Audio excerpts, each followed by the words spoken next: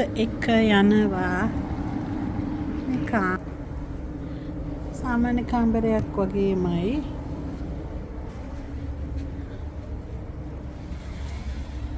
සාමාන්‍ය කාමරයක් වගේමයි. මේ බාත්රූම් එක. මේ ටබ් එක.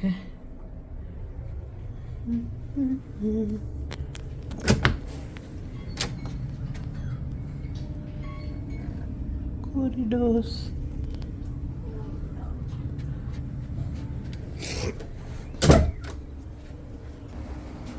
එළියේ නයිල් ගඟ.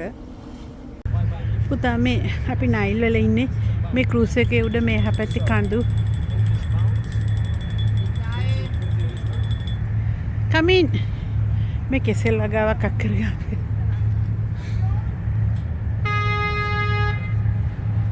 හරි තව ෂිප්ස් එනවා. මේ හවස ටී එකට උඩට ආවා.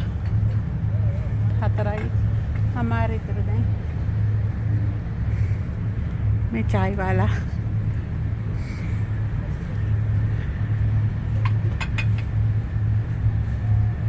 ටී. මේ තව එකක් අපේ පහු කරගෙන යනවා.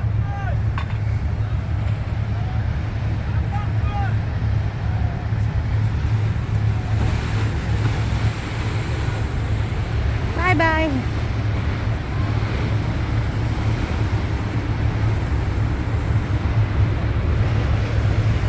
අර මවුන්ටන් එකක් පේනවද ඈත?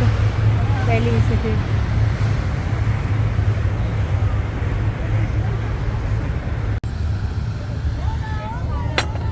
බඩු ගුණ මිනිස්සු දැක්කද බලන්න? ඒ බඩු මෙතන කෑ ගහන්නේ. මේ අපේ එකට ඇඳිලා. අර අපේ එකට ඇඳිලා මේ බඩු මට බයයි මේ ෆෝන් එක එළියට කරන්න. මේ අර එහා පැත්තේ නැවේ පේන පුදුම පොඩ්ඩක් හැරි. අර මිනිස්සු මේ යටේ ඉඳන් අපි නැවේ යද්දී මේ බඩු විකුණනවා. ඔව්. මම වීඩියෝ බලලා දෙයක් තිබ්බා. ඔව් මේ උළු නැව මේක අස්සට යනවා. දැන් මං කියන්නේ අර වතුර එන්නේ. Tomorrow. එළියට දාන කේගලන පේන්නේ. Hello. Tomorrow we're going to take a horse carriages to the temple. So no bus. So me. වැඩි කරලා වතුර හිස් කරනවා. කලින් ඉඳලා වතුර හිස් කරනවා. ඊට පස්සේ ආයෙත් අපි වතුර දැම්මම ආයෙත් අපේ සෑහෙන වෙලාවක් පිරෙන්නේ නේද? මේක වේල්ලක්ද මෙතන? මෙතන වේල්ලක්ද? අස්වාන් ඩෑම් එකද මේ? නෑ. මෙතන වෝටර් ලෙවල් දෙකක් තියෙනවා. හරි. ඔයා මට ස්ටෝරි එක කිව්වේ.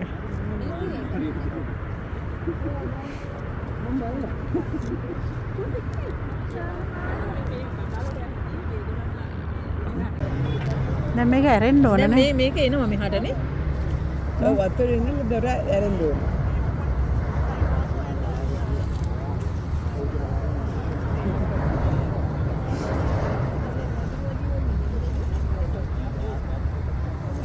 මොකද්ද මේකේ නම මෙතන ස්නලොක්. ස්නලොක්. පැනම සිස්ටම් එකම තමයි නේද? අන්න. ටයිටැනික් වගේ නිද ගිහලා ගන්න. මේක ඇද කරගන්න කියනකොට අර උල අන්න හරිනා.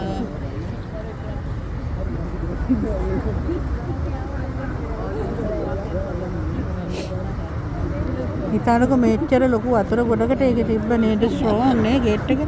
අර මිනිස්සු අර බෝට්ටුවේ මිනිස්සු මොනවද කරන්නේ? ජැක්ද දන්නේ නැහැ නේ මෙයා. ටයිටැනික් එකේ.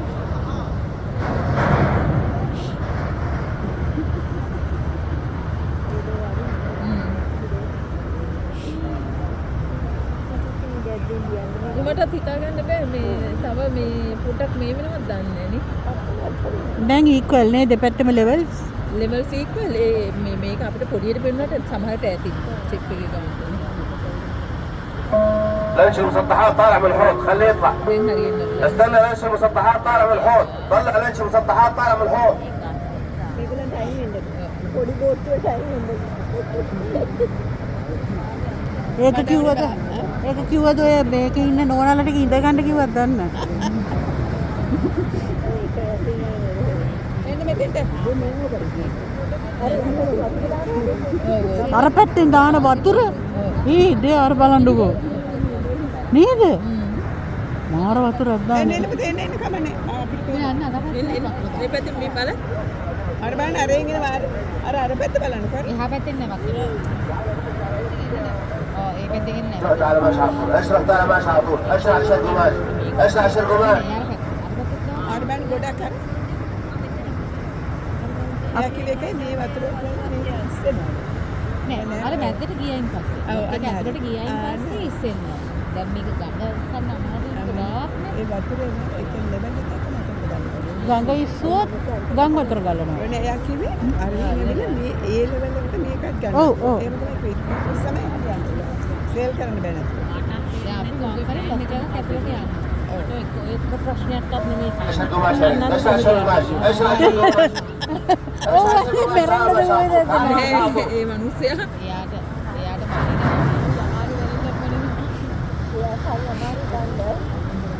වතුර පරිසරයි.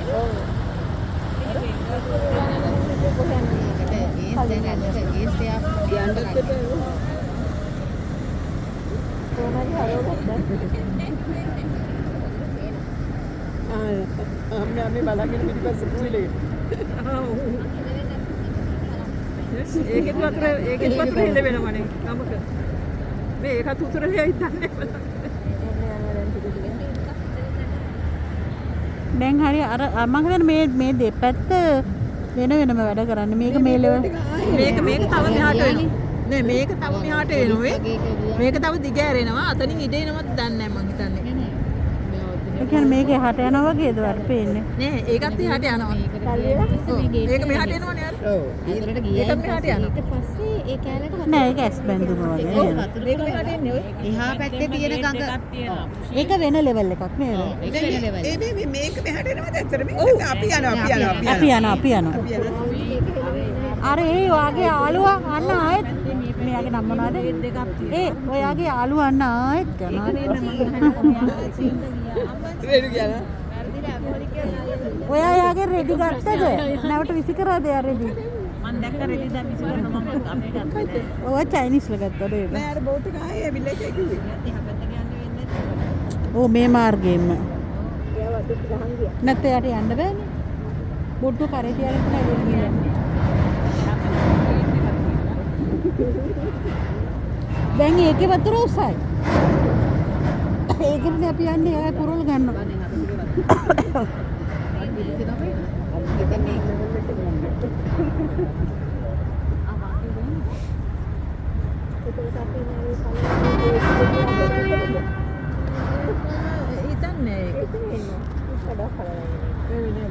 නෑ නෑ ලොකුයි නේ කට ලොකුනේ මේක පල්ල බලන්නකෝ මේක මෙතනින් මේ තල්ලු කරනවද දන්නේ මේක තල්ලු කරන්න ඉන්න ඔය අල්ලන්න නෑ මං කියන්නේ එහෙම නෙවෙයි මේකෙන් මේ දෙක තල්ලු කරනවද දන්නේ කාන්නේ ඒක කොන්ක්‍රීට් ආයෙත් තිබුත් එතන දැන් මෙහෙමයි ඉස්සෙල්ලා බෝට් එකද හැදුවේ එක්කෝ ඔය පැසේජ් එකද කියලා බලන්න ඕනේ. එතකොට වෙනවා බෝට් එකට පැසේජ් එක හැදුවද පැසේජ් එකට දැන් මෙන්න බලන්න මේ පැත්තටත් වතුර පිරিলা මේ. මේකටත් වතුර පිරিলা. ඒ දා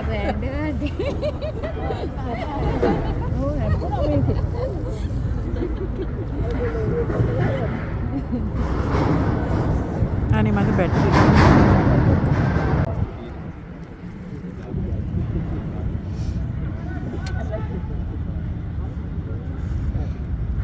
ප්‍රහේලිකාවක් අරගේ මේ අර කොටුවේ යන්නේ කොහොමද කියන්නේ නෑ අපිට ඒක ඇස් බැඳුම වගේ පෙවුනට හරි ඇති නෑ මේ අපිට හදපු ඉතින්ලා මේ අපිට හදපු බෝට් එකක් නෙවෙයිනේ මේක තිබ්බ බෝට් එකක් ඔව් තිබුණේ එකක් ඒක හරි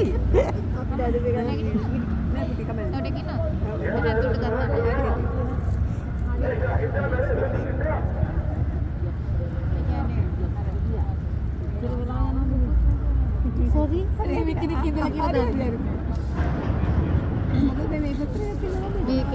මේක නම් මාර ටයිම් වේස්ටිං වැඩන්නේ නෑ දැන් අර පිටිපස්සේ බාට්ටියක් තියෙනවා මේක පස්සේ الباب على الدور من المحلات على ماشي على الشق يا فريق المراكب اللي على الدور نروح البحرية تعال ماشي على الشرق وماشي. اللي على الدور نروح البحرية تعال ماشي على الشرق وماشي. تعال ماشي على الشرق وماشي. اشرع على الشرق وماشي. الباب مفتوح. الباب مفتوح يا ريس. تعال ماشي. الشرق وماشي. اشرع على الشرق وماشي.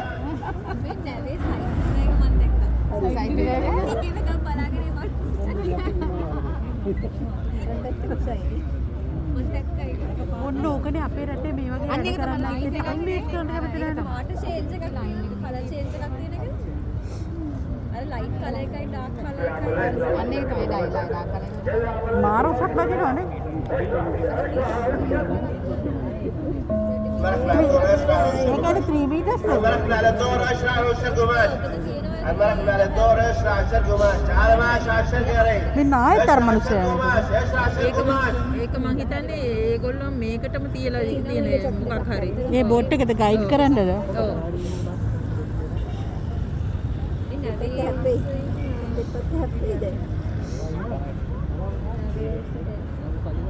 මම කඳිනවනේ. මට අතන කිඹුලෙක් ඉන්නවා වගේ පේනවා නේද? නෑ යා පනින්න හදන්නේ. ඇයි ඒ? පයින්නේ. ඒකට පනින්න හදන්නේ. එච්චර අමාරුයි.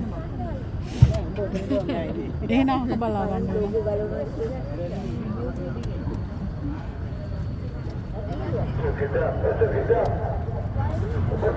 මේක හැම එකක් ගන්නම මෙච්චර අමාරුද මෙච්චර කෑ ගහනවා නේ. ඒක තමයි. ඒකනේ අපේ රටේ ඔය වගේ වැඩ කරන්නත්.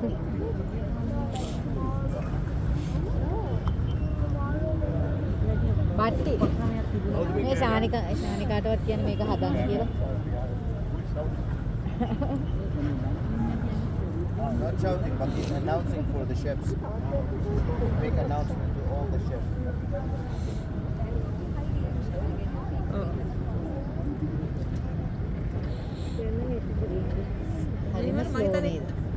අපි මේ හරි වදින්ද පොඩක් අයිනේ පොඩක් රේණු අයිනේ ඉන්නේ તો මැදට එන්න මේ පැත්තෙන් චප්ප වෙයි දන්නේ කොන්ක්‍රීට් එකේ වදිනවද තාවට වදිනවලු වන්නේ ඒක ඉතින් යට අඩියක් දෙක ඇල මාර්ගයේද පළමුව ඉපදුනේ මේ වාහනේද ඔව් අඩියක් දෙකක් ඔක ලොකු කරගන්න තිබුණේ නැහැ ඔච්චරද මේක ඒකනේ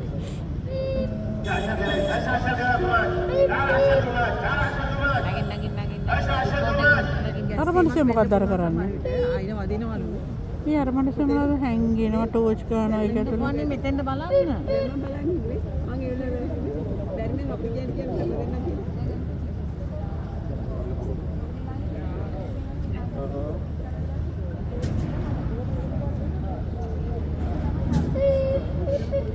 Now, can you see we are on the level of the ground? Here, the upper deck is අම්මෝ මාරුස wait until we change the level. මාර වතුර ගොඩක් පිරෙන්න තියෙනව නේද මෙයා ඒ වදින නිසා වෙන්නේ තියර මේව ගහලා තියෙන්නේ අයිනේ ටයර් මාර වතුර ගොඩක් පිරෙන්න ඕන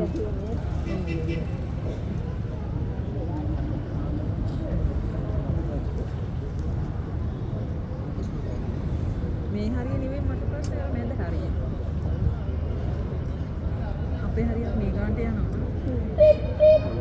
මෑද හරිය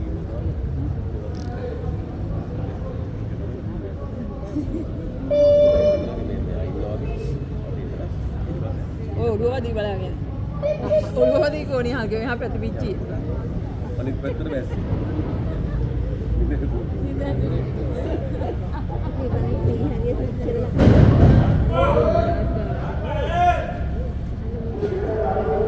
වද්ද ගත්තානේ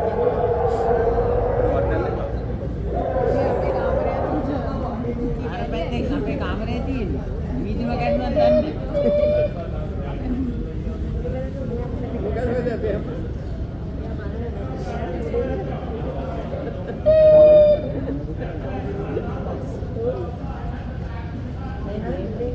වෙදෙන්න මේ බුරුලනවනේ ඉතින් මේ පුරුදු වෙන්න යනව නෙවෙයිනේ ඒගොල්ලෝ නිතර යන ගමන දැන් මේ වගේ නෙමෙයි උන්නේ අපි අත්‍යත් ඔව් By 75 meters. That's the only depth. So, in ancient times, water of the Nile it used to be in front of the temple like this, and you can see the sailing boats in front of it. That's before constructing the dam. This we are talking about before 1964. The working for cutting and transferring, it took from Egyptians 4 years to cut and transfer. You can see the machinery here for transferring the pieces to a higher level. What happened? How they made this one? How they transferred it? Can you see the marks of the squares that on the walls? This is a mountain. So what happened? We cut the whole mountain to small pieces. Number of pieces, 50 million pieces. Average weight for each single piece we cut, it was around 45 to 60 tons. The weight between 45 to 60 tons, that's for each piece we transfer. So we start to cut it, like you can see how it looks like. Can you see? Like the statue here in front of you, this is carved in the mountain. They cut it to make it separate, and then they start to transfer it to a higher place.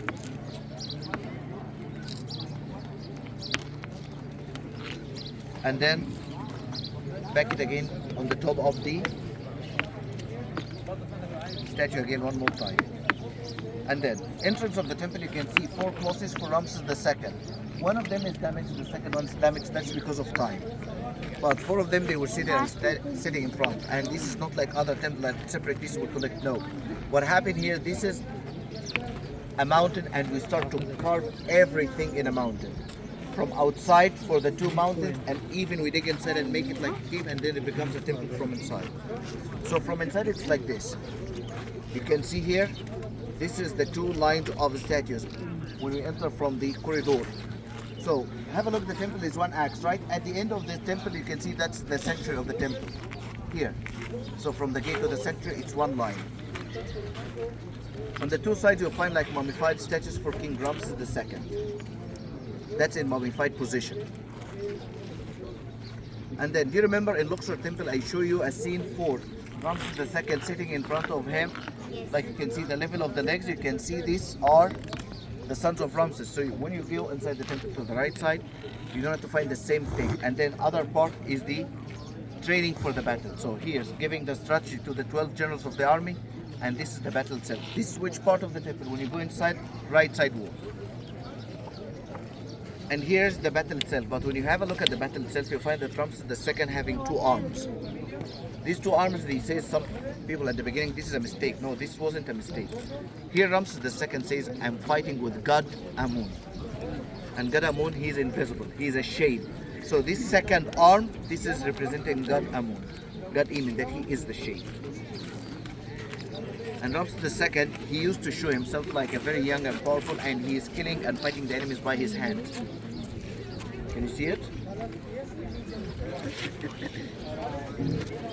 The victory scene of Ramses coming back, and you can see the lion, his pet behind, beside him all the time. Remember I told you ancient Egyptian kings, they used to have lion as a pet. And then, that's a coronation scene. You can see that here, Ramses II stands in front of the Ark of God Amen, and that's a celebration day.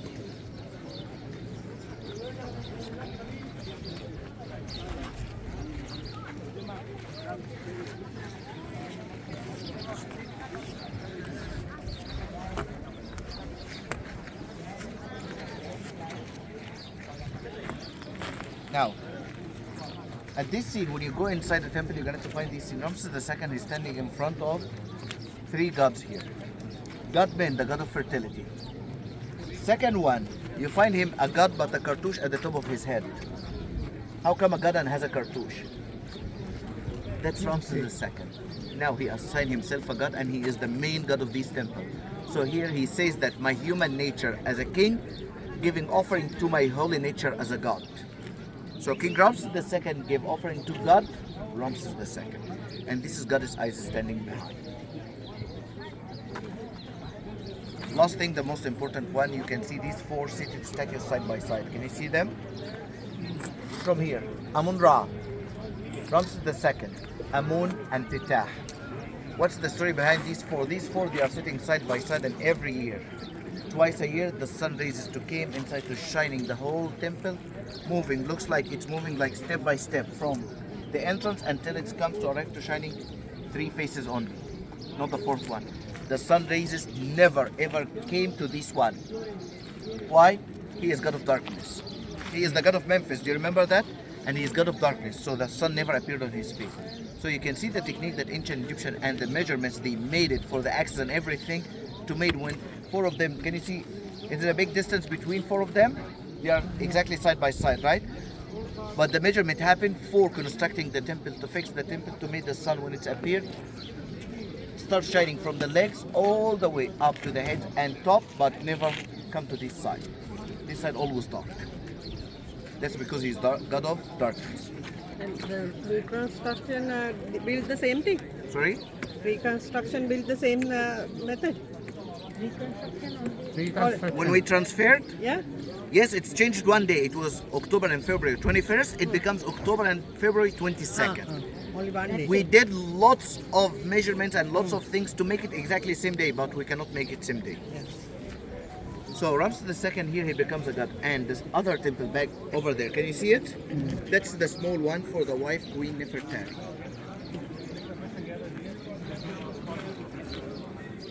Nefertari, she was a high priest of goddess Hathor.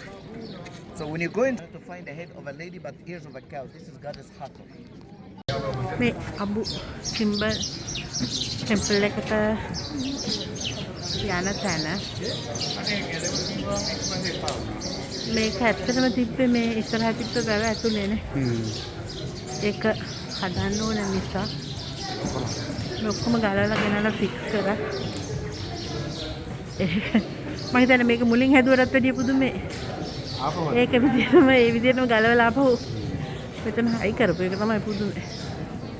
ඒක මුලින් හදපු එක ඒ පුදුමේ උසත හැකේ ආපහු ගලවපු එක මේ කැලි ලක්ෂ ගානකට කඩලා තමයි ගෙනල්ලා ඒ තිබ්බ විදිහටම ෆික්ස් කරලා තියෙන්නේ. නෑ ලක්ෂනේ මිලියන. මිලියන් ගානකට සෝරි. ඔව්. අනික මේ බරයි තොම් 54ක්. ඔව්. එක ස්ටැචු එකක්. ඊට පස්සේ අර රස්නේ ටික. රස්නේ. මිනිස්සු ඔක්සිජන් එනවට. කොහේ? මේ තියෙන අර ස්පෙෂල් මෙතෙන්ට නිරේලිය එන්නේ අර අවුරුද්දේ දවස් දෙකකදී මෙන්න මේ මුල් පින්තූර තුනට එළිය වැටෙනවා. මේ ෆස්ට් එකට වැටෙන්නේ නැහැ මොකද ඒක අන්ධකාරයේ දෙවගන නිසා. අන්ධකාරයේ අයිති දෙවියෝ නිසා. ඒ හයි කරද්දී ආවම ඒකත් ඒ විදිහටම හයි කරලා තියෙනවා.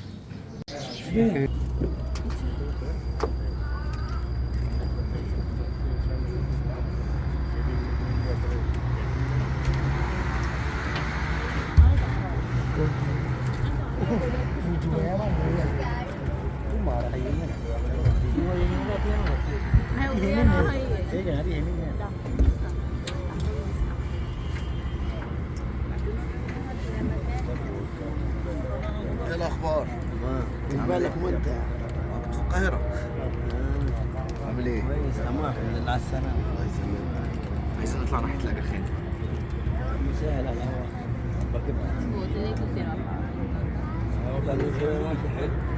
هو النهارده بس الجو حر معرفش ليه. مع ان المفروض يعني انتوا المفروض بدأنا في الشتاء.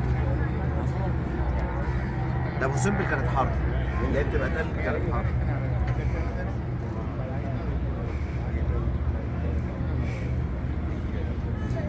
අපේ යෝග ට්‍රේන ඔයා වගේමයි. කවුරු? යෝගවලට එනවා අපේ ගෙදර ට්‍රේන කියන්නේ.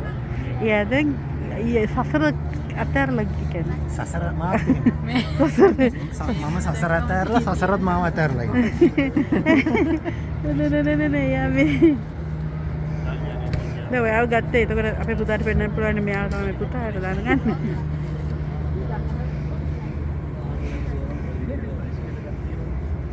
දැක්ක ගමන් හස්බන්ඩ් කිව්වා. එයා දැන් ඇත්තටම ගියා. ඔයාගේ වයස විතරයි තියන්නේ. නෑ ගියා කියන්නේ එයා නකල්ස් වලට ගියා. නකල්ස්. එයා යෝග කෙනෙක්. ගුරු කෙනෙක්. එයා මලිනේ බොයිස් එකට ගිහිල්ලා ඊට පස්සේ මරදානේ සෙන්ට් ජෝසප් කියලා හොඳ රග ප්ලේයර් කෙනෙක්. ඊට පස්සේ කුමාරයාට බෑ කියලා හිතලා භාවනා කරලා මටත් ඔය ගොඩක් උදව් කරා. මගේ එක අපේ නකල්ස් වල ඇත්තටම ඉන්නවා මේ හම්දුවරු ඔයා එහෙම ඇත්තම එක්කෙනෙක් මම ගා පර්සනලි දැන් අවුරුදු 15ක් 20ක් විතර දුර යනවා. එයා ළමයා කාලේ ඉඳන්. ඇත්තම හොඳ එක්කෙනෙක්. සල්ලි ඕනත් නෑ යාට ක්ලාස් වලට අර එහෙම එක්කෙනෙක්.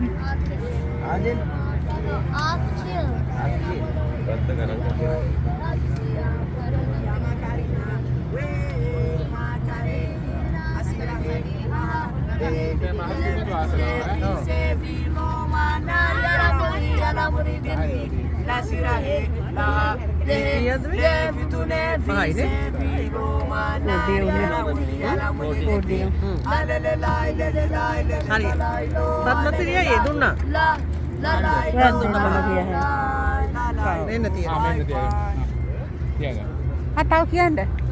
Kian.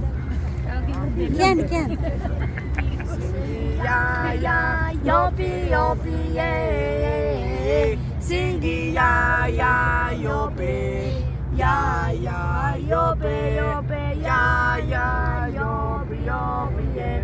Frego, Jaco, frego. මෙතන මර මොකද්ද මේවා එකක් වගේ නේ අර තෙල් තට්ටුවක්ද මේ ළමා ගීත කියන්නේ.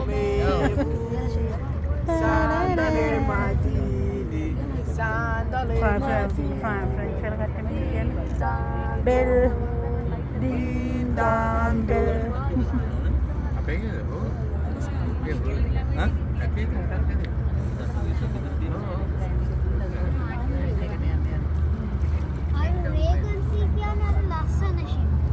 අර දැක්කද අර මේව කරන්නේ. කෑලි දෙනවා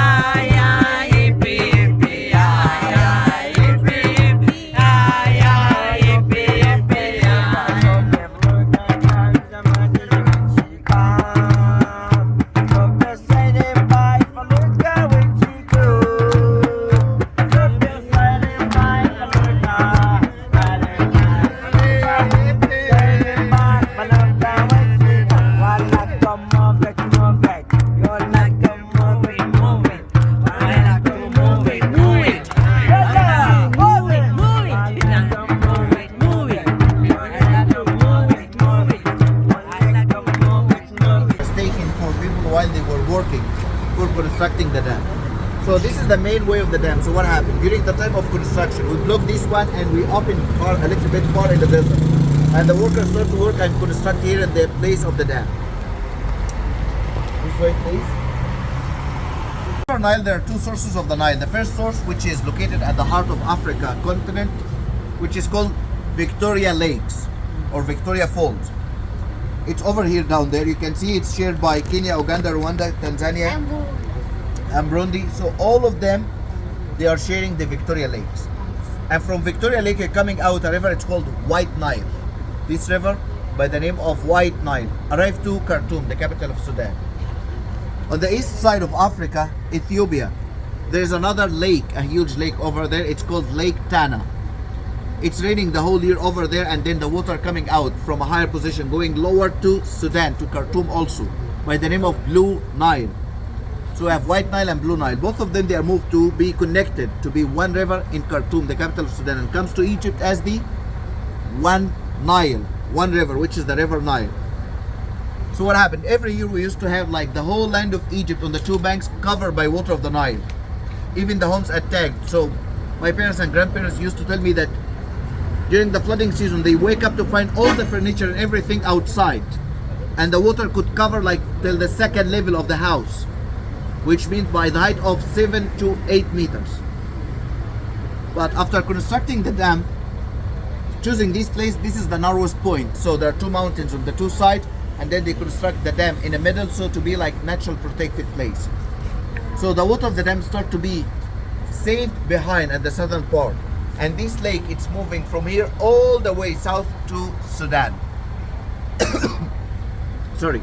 80% of this lake in Egypt, 20% in Sudan. And then, from that time, 1971 till today, the water of the Nile is controlled in Egypt. Like the level of water on the Nile, we control it. We increase it and decrease it. Depends, like in winter time, we decrease the level because it could be rains. But in summertime, we increase the level of water in the Nile. You can see some things here, like the first one, the planet of the high dam that we saw it back there. Second one is the friendship symbol, which is located there. We passed by. Emergency spell well. This is under the dam. We cannot see it from here. Kalabsha temple, the one over there. Philae temple, the one that we'll visit later, and that's the old Aswan dam. And you can see this is for the dam. The highest point between 111 to 118 meters up to this point. You can see that's the highest top point. So what happened?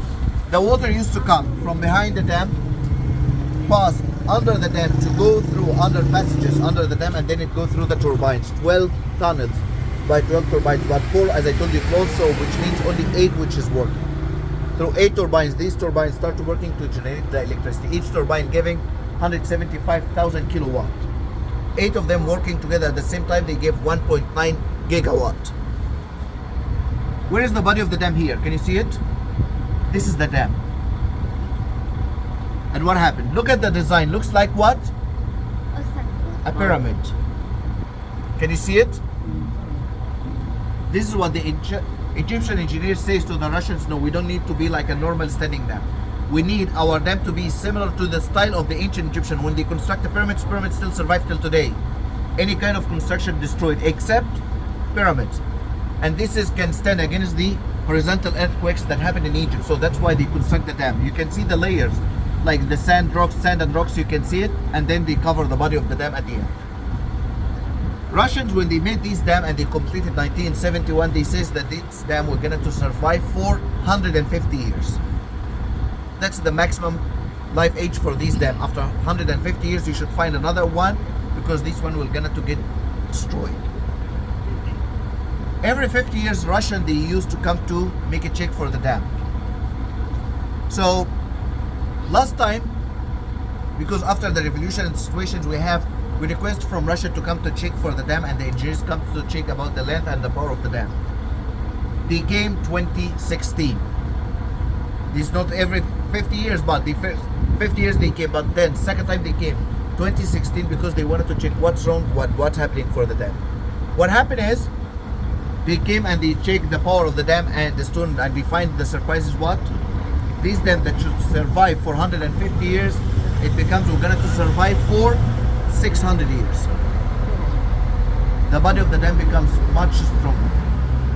How this happened? This is the dam. So the water is coming as a rush flood and pushing on these walls, right?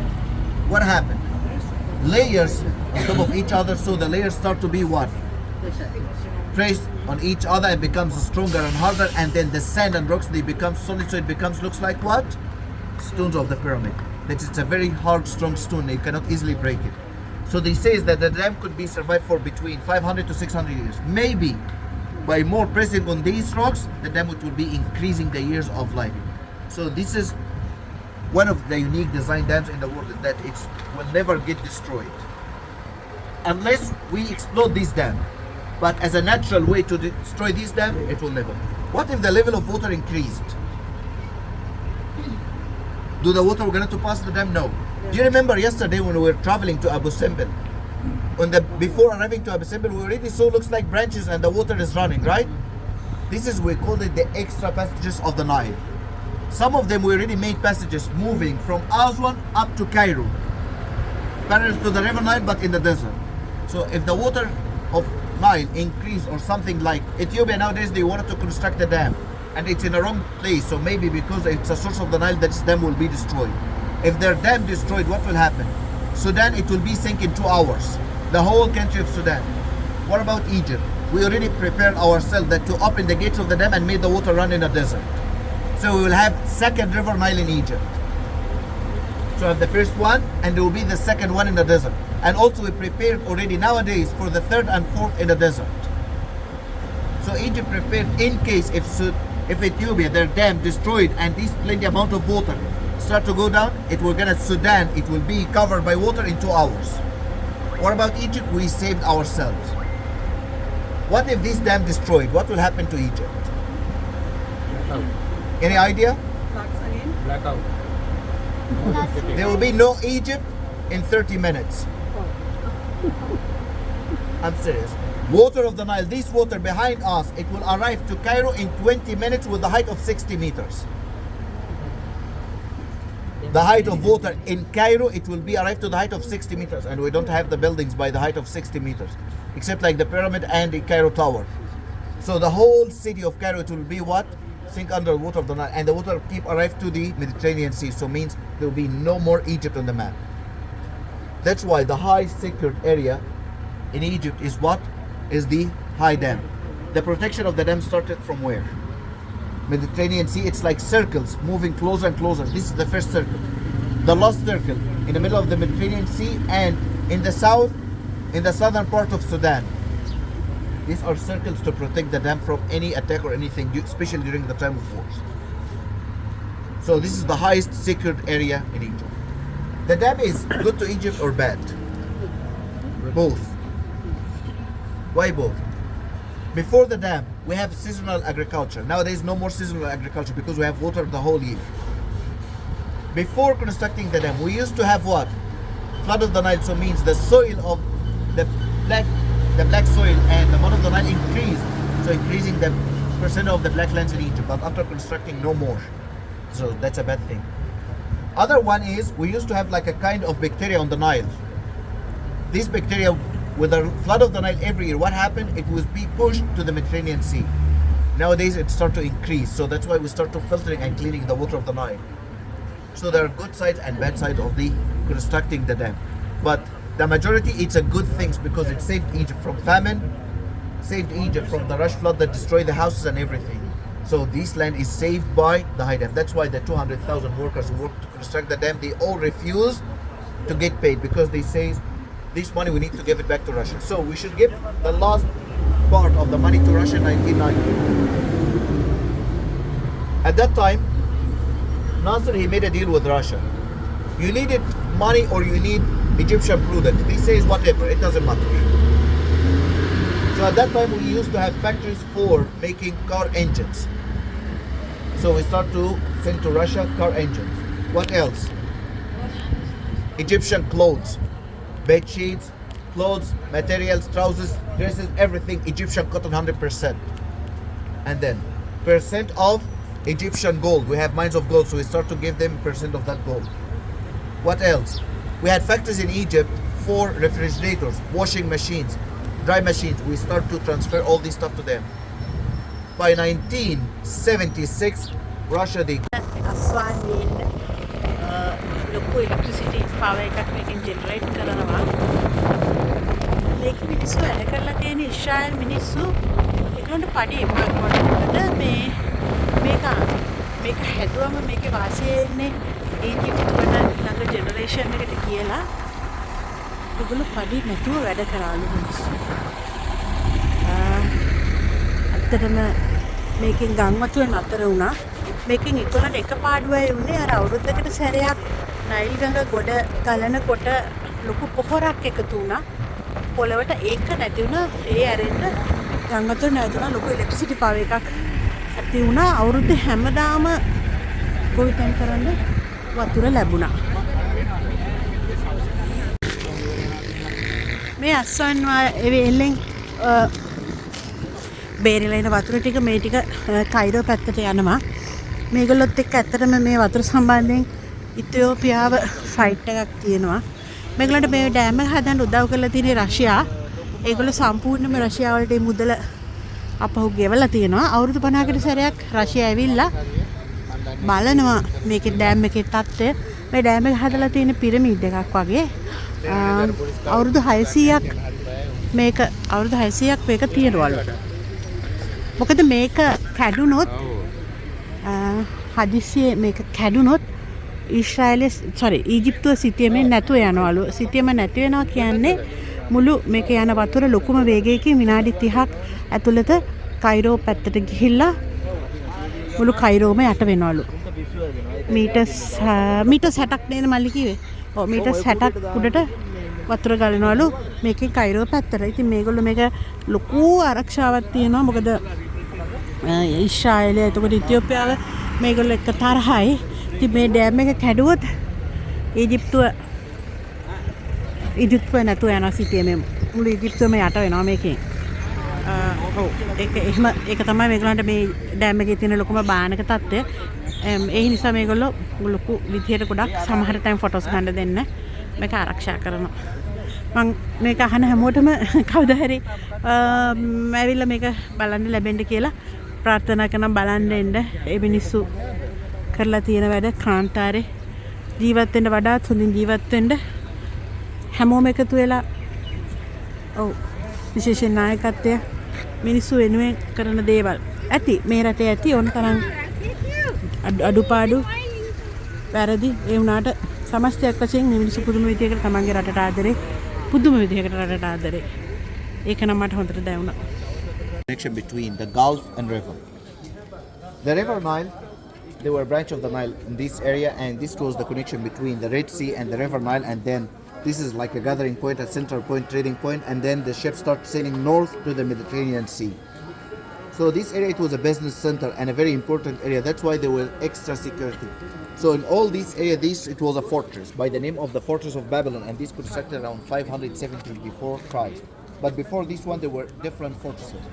But the biggest one constructed here, the Fortress of Babylon, 3.4 acre, and one of the 4 towers of the fortress is here. This one. What happened is the importance of this area also for Christians, because the Holy Family, when they ran away from King Herod and they came to the land of Egypt, running away from the gods, they came to this fortress. They came to this place.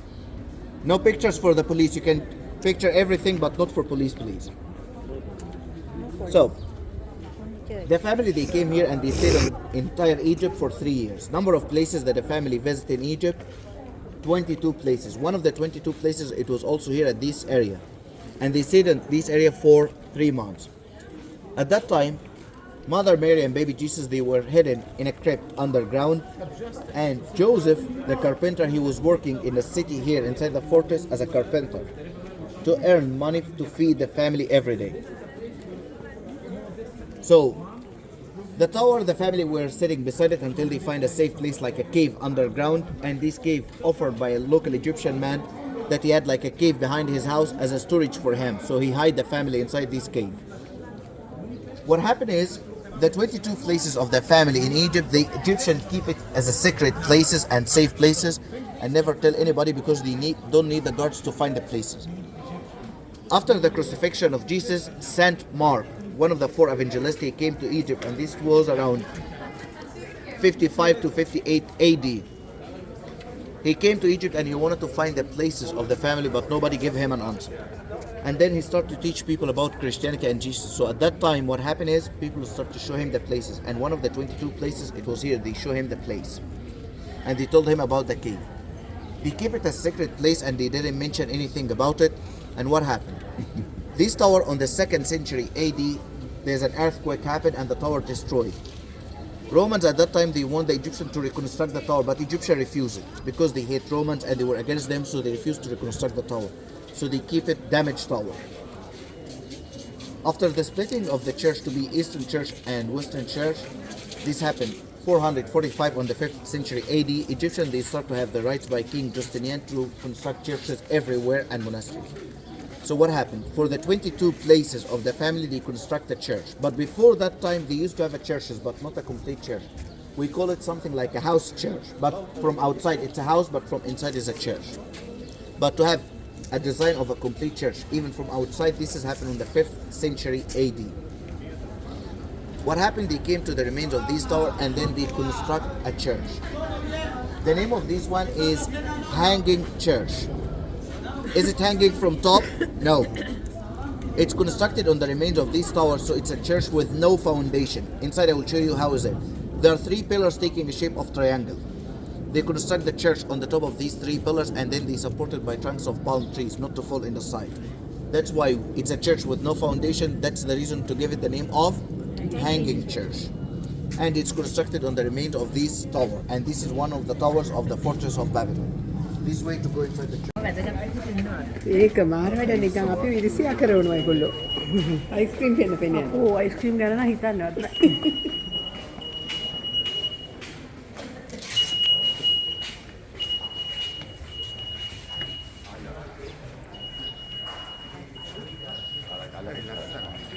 Let's add that idea at the end of it.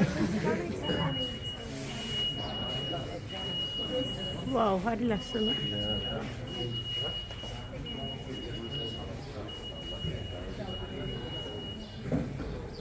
මේ cross එක මං හිතන්නේ gold.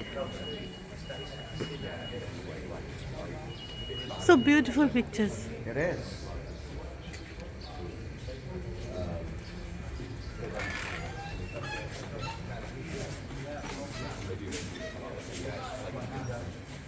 This one here, it's showing that when angel of God came to Joseph the carpenter over there in Canaan and told him, take the family and go to Egypt. So Joseph here, he was sleeping and he saw in his dream that angel of God came to him and told him, take the family and go to Egypt. So then what he did, he took the family and he came to the land of Egypt. The family entering Egypt, so you can see the river Nile and the pyramids behind. This is when the family came to the land of Egypt. And what's wrote up there, there are 2 lines of writing. The first one at the top, this is in Arabic. And Arabic, this is the Arabic language and the Arabic writing for Egyptians. Second one, this is called Coptic. What's a Coptic? This is a Coptic language. It's something mixed between the ancient Egyptian language and a Greek language made by Egyptians, and we still practice this language till today inside the Coptic church, inside the Egyptian church. Like for the Mass in the church, it's not an Arabic language. Mass for Coptic Christians, which is Coptic Orthodox, it's by Coptic language. But can anybody read the Coptic language? No. So on the book they have like the writing in Arabic, but the way of pronouncing is in Coptic.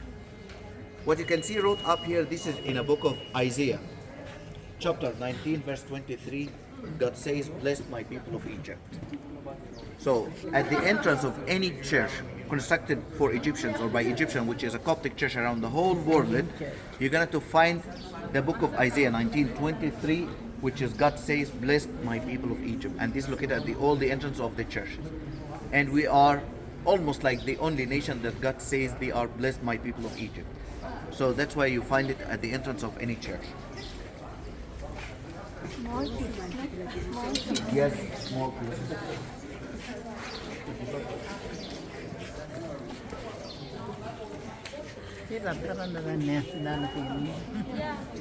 When sometimes.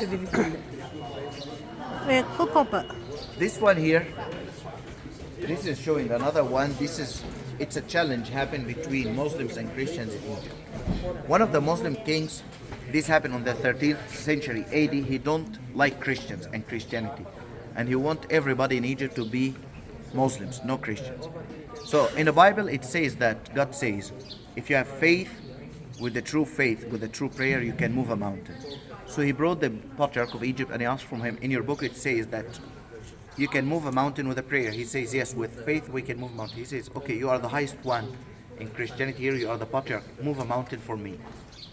The patriarch says, I don't have this faith, I'm not Jesus to move a mountain. Jesus is the only one to move the mountain. He says, it's in your Bible, it doesn't say Jesus or not. It says anybody can do it.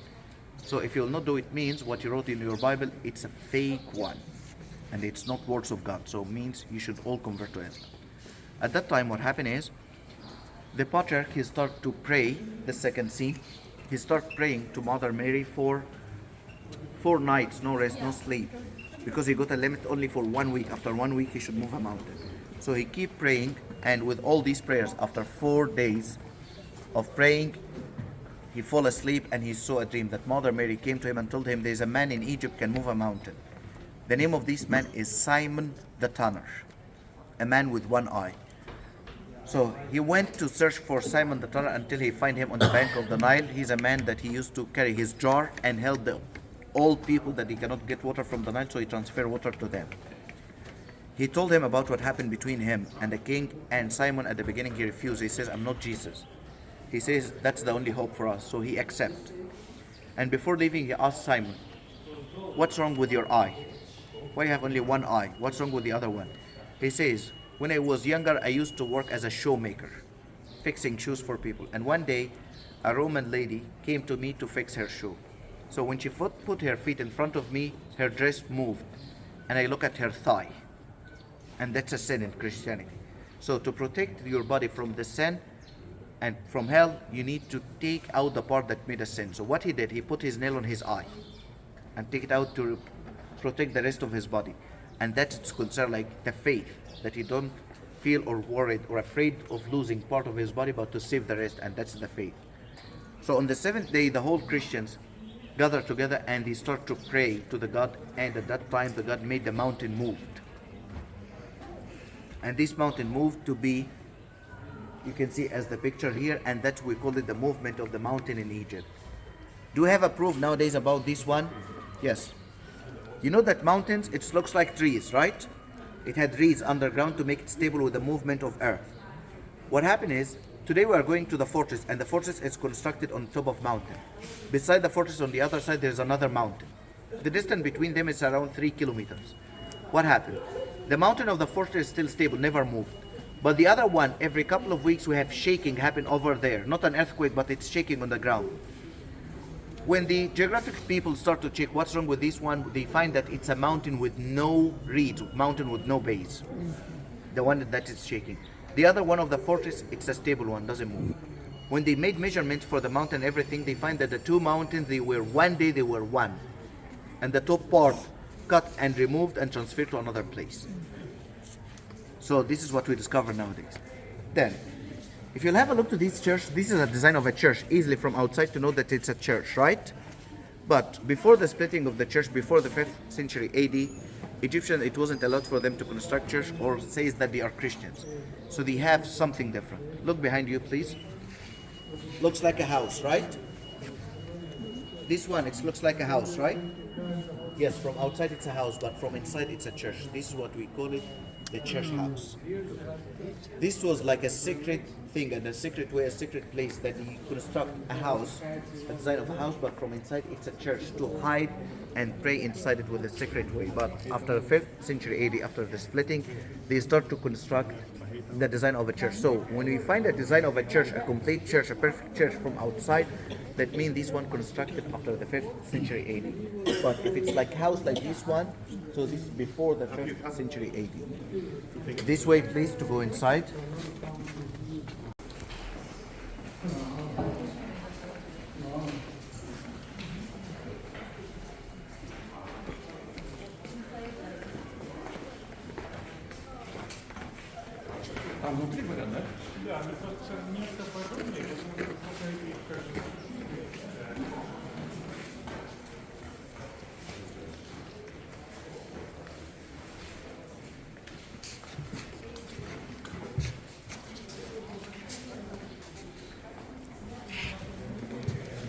The first patriarch in the land of Egypt and the first patriarch for Egyptians, he is Saint Mark.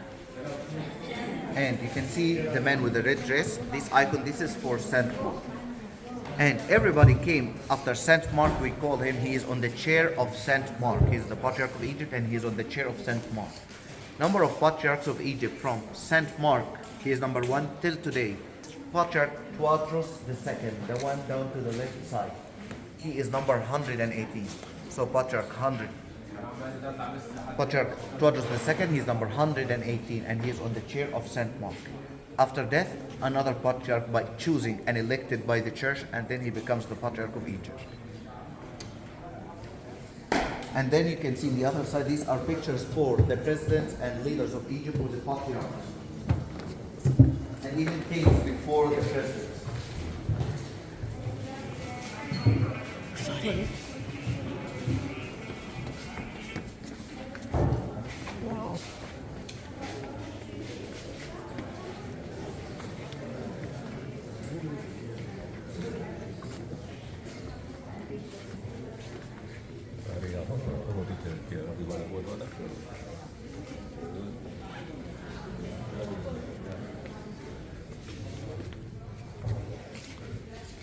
St. Paul's Cathedral din tinawag. Don't worry, I will give you free time for pictures. Come this way first, please, before it becomes crowded and other groups come. Okay. But Super. you can see here, this is a cross, and what's the importance of this cross here? The two boxes that you can see at the head and under the feet. The box at the top of the head, this box is inside it a small tiny piece from the Holy Cross of Jesus, the real cross that he crucified on it. And this is 48. The other one down there, this other box, inside it a small tiny piece of the tomb of Jesus, the Holy Tomb of Jesus. So this box including piece of the Holy Cross, and this box including piece of the Holy Tomb. And you can see the style of icons, and this icon we called it the Coptic Mona Lisa. Because when you look at the eyes of Mother Mary from any side you find here, she is looking at you. That's why it's called the Coptic Mona Lisa, but this one 18th century AD.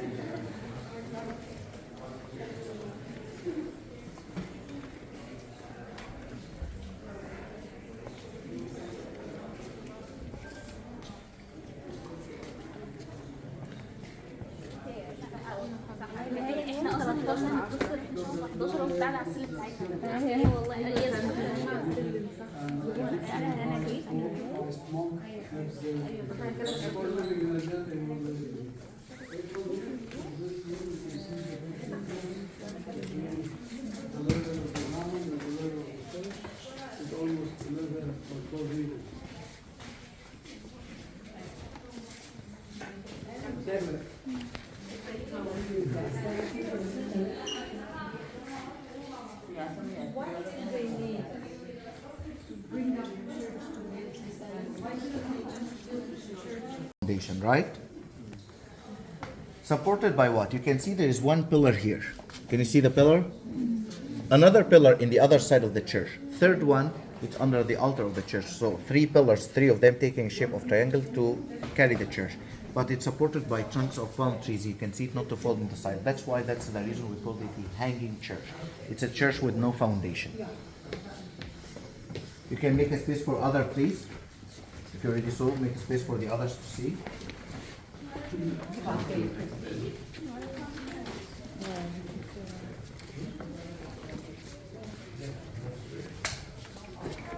Mama, be careful.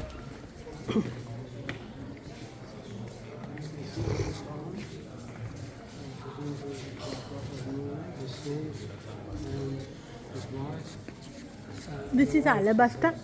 No, marble. Marble, no? No, you can sit down.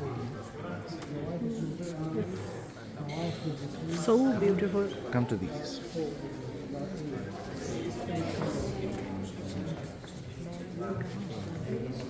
Sit down here, please.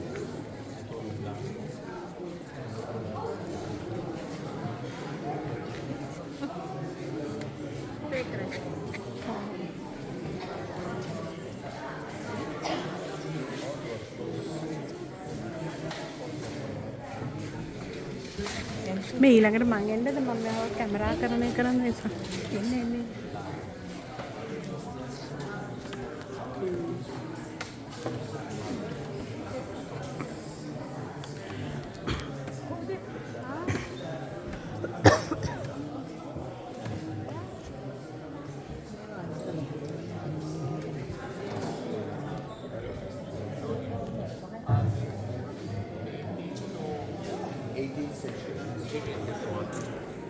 You find the date on each one. A Coptic church, a typical design for a Coptic church, how it looks like. Always the entrance of the church is facing the altar. You can see the entrance is facing the altar. Why? To be always looking at Jesus and never turn your back. And the exit is always located where? In the side, away from the altar. This is a sign of respect that never turn your back to Jesus and leave him. The Coptic church, for the belief of Egyptians, it's representing the sign of salvation. The Coptic church, it's a sign of salvation. That's why if you'll have a look up to the roof, look at the roof of the church. The shape and the design of the roof, it looks like a style of an ark. Can you see it? This is representing which ark? Noah's ark. If you hear about the story of Noah, one day it was a time of great flood and the whole world sink under the water of this flood except people who were or creation were inside the ark of Noah. So Ark of Noah, it's a sign of salvation. So the Coptic church, this roof, it's a sign of an ark, so this also represents like it's a sign of salvation. Because inside the church he is saved. Why? Because he is following Jesus. In the Bible, God says, Jesus says, I'm the Alpha, I'm the Alpha and Omega. I'm the beginning and the end, I'm the universe. So he is the beginning, he is the end, so everybody should be inside. So the beginning of Christians started where? Baptized in the church. Ended where? Prayers in the church. So the beginning and the end, everything happened where? At the feet of Jesus. So this is the beginning and the end for him. And then, the style of and the art of icons that we have, this is started from the beginning of the 2nd century AD in Egypt. Why the art of icons started in Egypt? Because Egyptian at the beginning of Christianity, it wasn't allowed for them to announce about their religion. It wasn't allowed for them to say that they are Christians. And anybody said he's a Christian, what happened to him? He got killed. And the first martyr in the land of Egypt, he is whom? Saint Mark. How they killed him? This man with the red dress over there on the icon. How they killed him? They bring 2 huge wheels, and this happened in Alexandria, the capital of Egypt during that time before Cairo. And they tied his arms and legs into them separate. This side in a wheel and this one in the other wheel. And then what happened? The 2 wheels start to move in 2 different directions. So what happened? The body start to split it. So what they did? They split the whole body in 2 sides.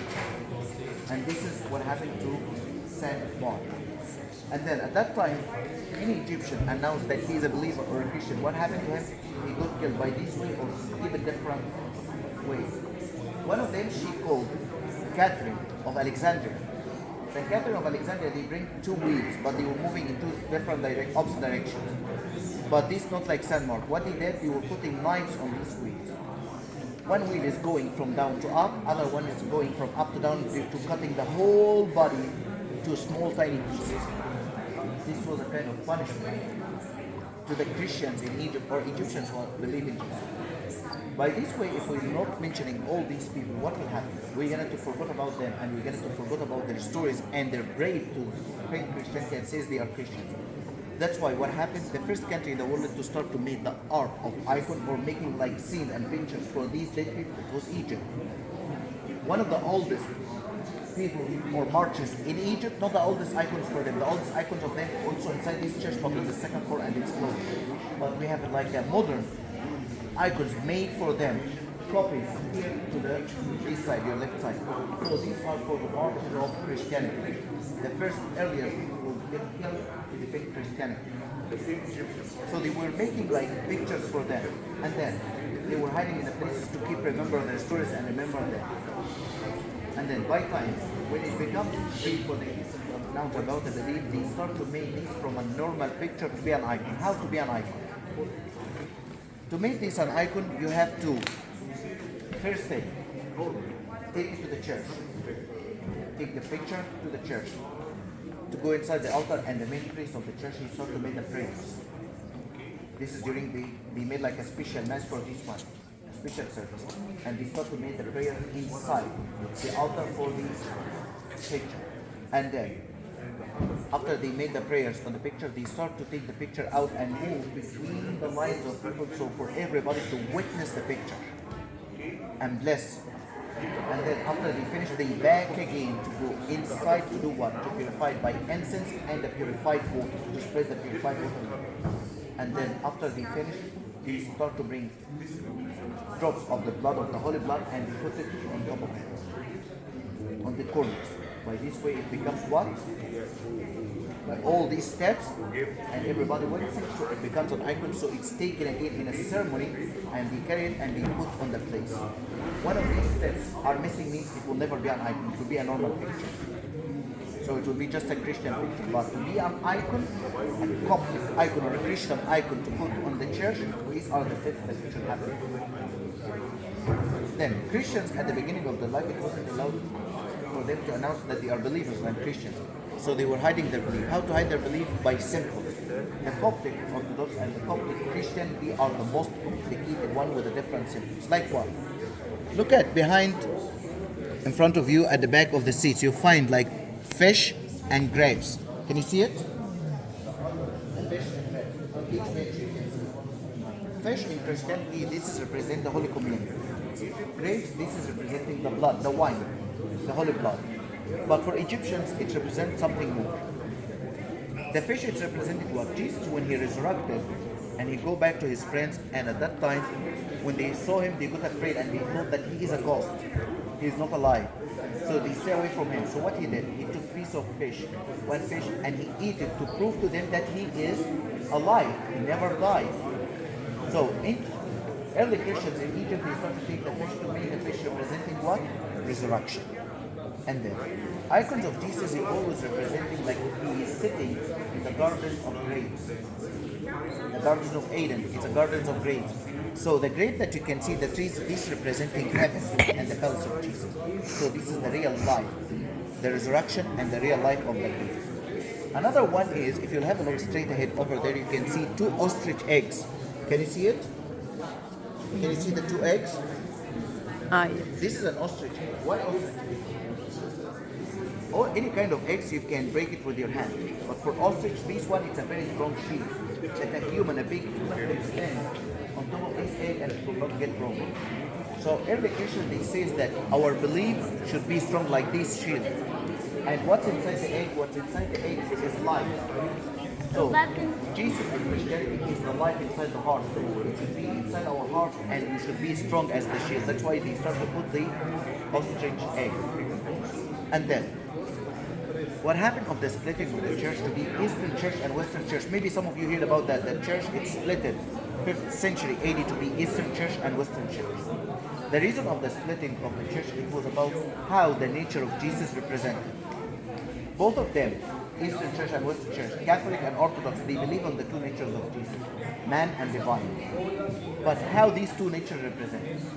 Romans at that time, which they are becomes later the Catholic, they say is the 2 natures are separate. That's why if you get inside a Catholic church, you're going to find an icon of Jesus, his hands like this way. These 3 fingers close to each other, these are representing the Trinity, Father, Son, and the Holy Spirit. And these 2 representing the 2 fingers up, representing the 2 natures of Jesus, man and divine. But for the Orthodox here, they say no. When we defend baby Jesus, at that time he was not a normal baby. He was what? A divine. From the beginning to the end. The 2 natures in one nature, not 2 separate. So that's why, look up in the middle of the icon of Jesus. You can go closer and have a look at this one. The hand of Jesus will be represented like this way. The first one is like this, second one is like this. Here, what are these? These are the Trinity. They believe in the Trinity. But the circle here is representing what? The Alpha and Omega, beginning and end. He is the beginning, he is the end, he is the one. So the 2 natures of man and divine, they are inside one nature. So the 2 natures, they are not separate. No, they are 2 in 1, and this representing the whole universe. So that's the reason of the splitting of the church. The same belief and everything, but the point is how the nature represented to be 2 separate or 2 in 1. So the 2 in 1, that's for Eastern Church, the 2 separate, that's for Western Church. And that's made the splitting of the church, which happened on the 5th century AD, 445 in Nicaea. And this between Athanasius and Arius. That's why in all the Coptic churches, or Eastern Church like Orthodox in Russia, in Serbia, Egypt, Greek, Ethiopia, you're going to find the icon of Jesus represented like this way.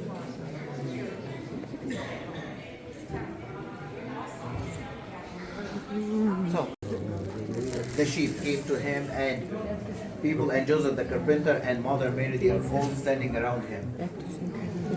And angel of God is coming to him. මේ වෙන්න ඇති සමහර ආයෙලා ඊජිප්තේ ඒවා ඉස්සර එකයි ආයෙට තියෙන්න ඇතිනේ. ඉතින් next මේක පලස්තීන ඒක Jesus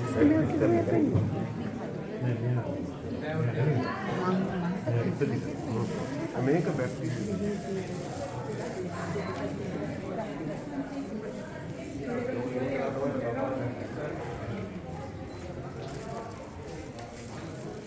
Again, one more time, you can see the roof of the church when you're going to the middle. You see the roof is like the arch. The number of columns here, the big columns around us here, these are 12 columns. And number 12 significant of this one, it's represent to the 12 disciples of Christianity. The 12 disciples of Jesus. One of them is different. This is the one who betrayed Jesus, Judas. The one who betrayed Jesus, and then that's a sin. Another sin he made it is that he hanged himself. So his column inside the Coptic church is always with a different color to show the people that what's the sin that he did. Another one is sinner. It should be the opposite one of this column. The second one over there, it's called Peter. Peter, he denied Jesus, but the difference between Peter and Judas, that Peter, when he denied Jesus, he asked for forgiveness. But Judas, when he betrayed Jesus, he never asked for forgiveness. There are two kinds of sins in Christianity, a sin with a forgiveness and a sin with no forgiveness. How to be a sin with a forgiveness? When you made a sin and you ask for forgiveness of this one, and then God forgive you. But how to be a sin with no forgiveness? When you challenge the God, and you made a sin against the God himself, and you never pretend and you never ask for forgiveness. What Judas did, he made his sin a sin with no forgiveness. How is that? First thing, he betrayed Jesus. Second one, he assigned himself a judge and says there is no forgiveness for me. That's why he never asked for forgiveness, and he gave himself death penalty and he hanged himself.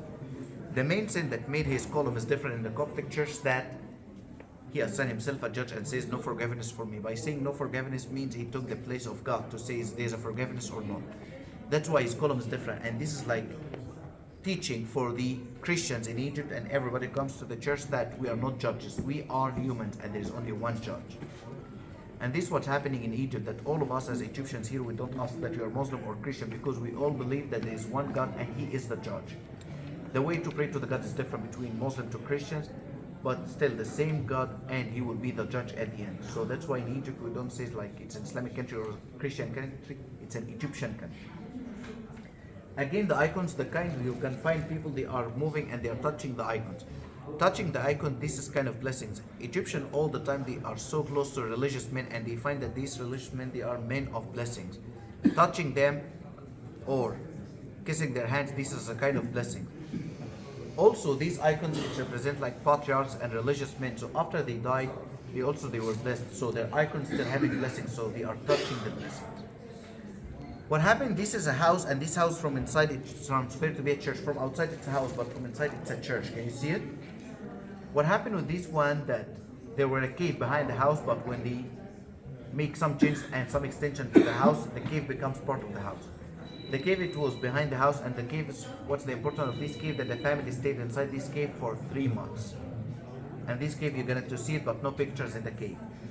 And then beside the cave there were a well, and this well, it used to be water inside it, and for almost more than 2,000 years this well never dried.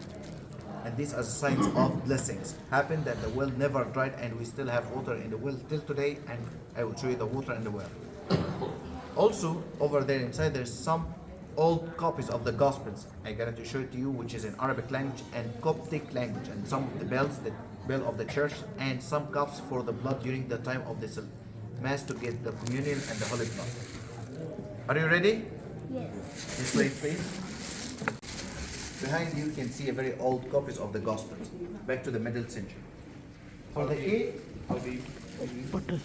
it's around 3 meters deep. It's not that deep. That's all? Yeah, that's it. Now, for the cave here, this is the entrance of the cave, exit from the other side, but no pictures done in the cave. So you will enter from here and exit from the other side, and I will leave it.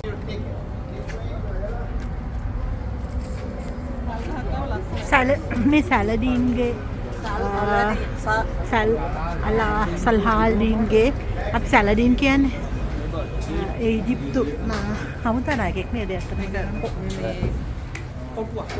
බලකොටු ඇතුළට යන ගමන් මේ ඉන්නේ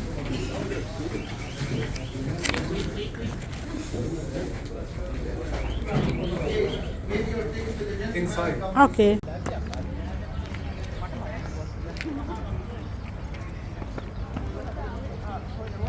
මේ සලාඩීන්ගේ බලකටුව ඊජිප්තුවට යා ලොකු සේවයක් කරලා තියෙනවා. ඊජිප්තුව ආක්‍රමණිකයන්ගෙන් බේරා ගැනීම සඳහා ලොකු සේවයක් කරලා තියෙනවා. අදටත් එයා ගැන මේගොල්ලෝ ගොඩක් ලොකු විදියට කියනවා.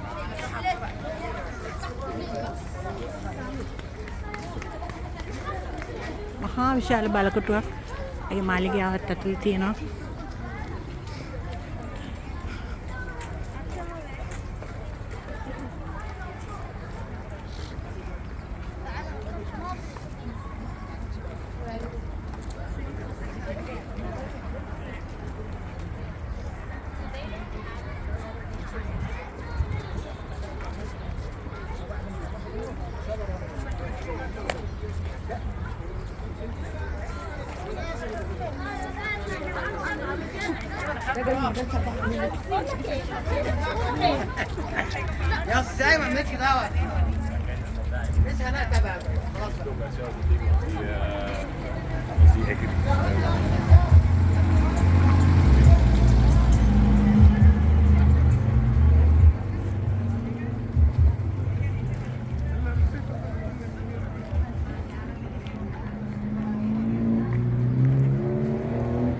National Military Museum. මේකල පරණ පාවිච්චි කරපු යුද උපකරණ.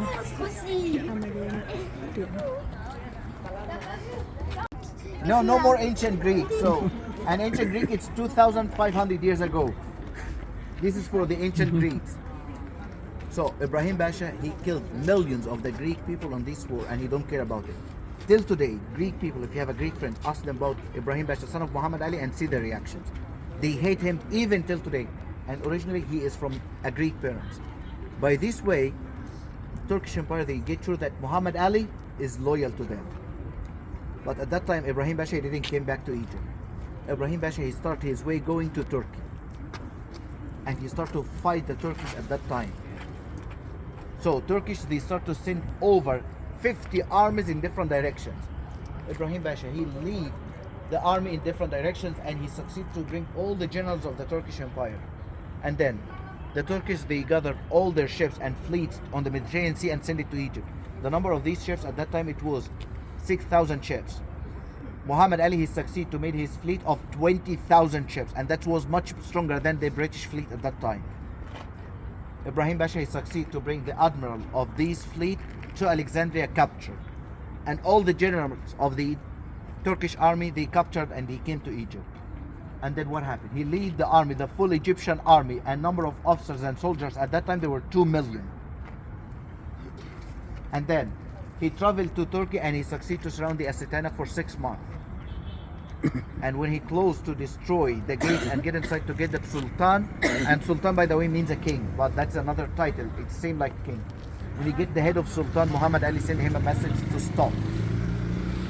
We should retreat. Why?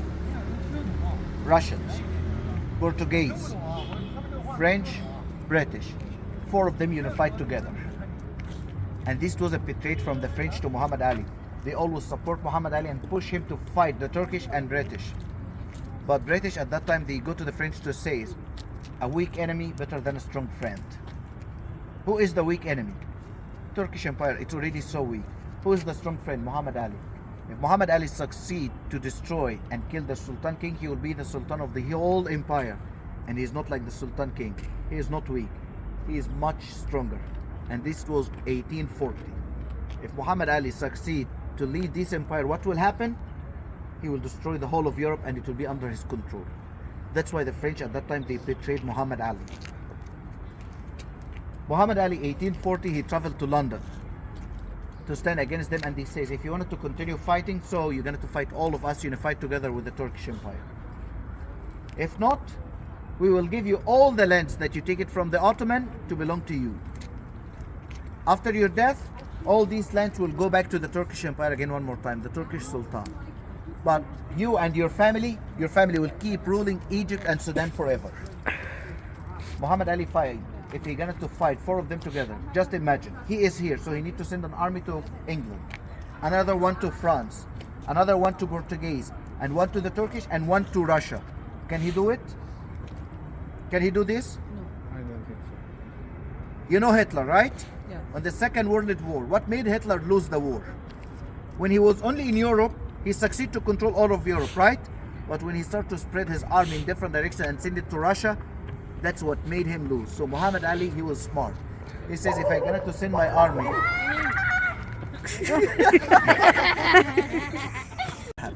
and then he come back to Egypt, and this made him feel sick. And what the reason of death of Muhammad Ali and suffering from Alzheimer, death of Ibrahim Pasha and Tosun, the adopted son and the son of Muhammad Ali, both of them died by 1845. He suffered from Alzheimer and he gave the throne to his grandson Ishmael, and Ishmael he started to continue, but he have a good relation at that time with the British, not the French. And then British, they find it is a chance to come to colonize Egypt during the time of the grandson of Muhammad Ali. Muhammad Ali, 1822, as a kind of a challenge of the Turkish Empire, what he made, do you know the Blue Mosque in Turkey? Anybody traveled to Turkey before? Azerbaijan, no Turkey. Sorry? Turkey. Azerbaijan, no Turkey. Blue Mosque. Blue Mosque in Turkey. Turkey, no. It's in Turkey. He copied the Blue Mosque, but he made it as an alabaster silver mosque. You can see the domes are silver, and when you go inside, you can see the walls are covered by alabaster. This is a kind of a challenge, and he made it exactly the same copy of the mosque. Ready to go in? Yes. This way, please.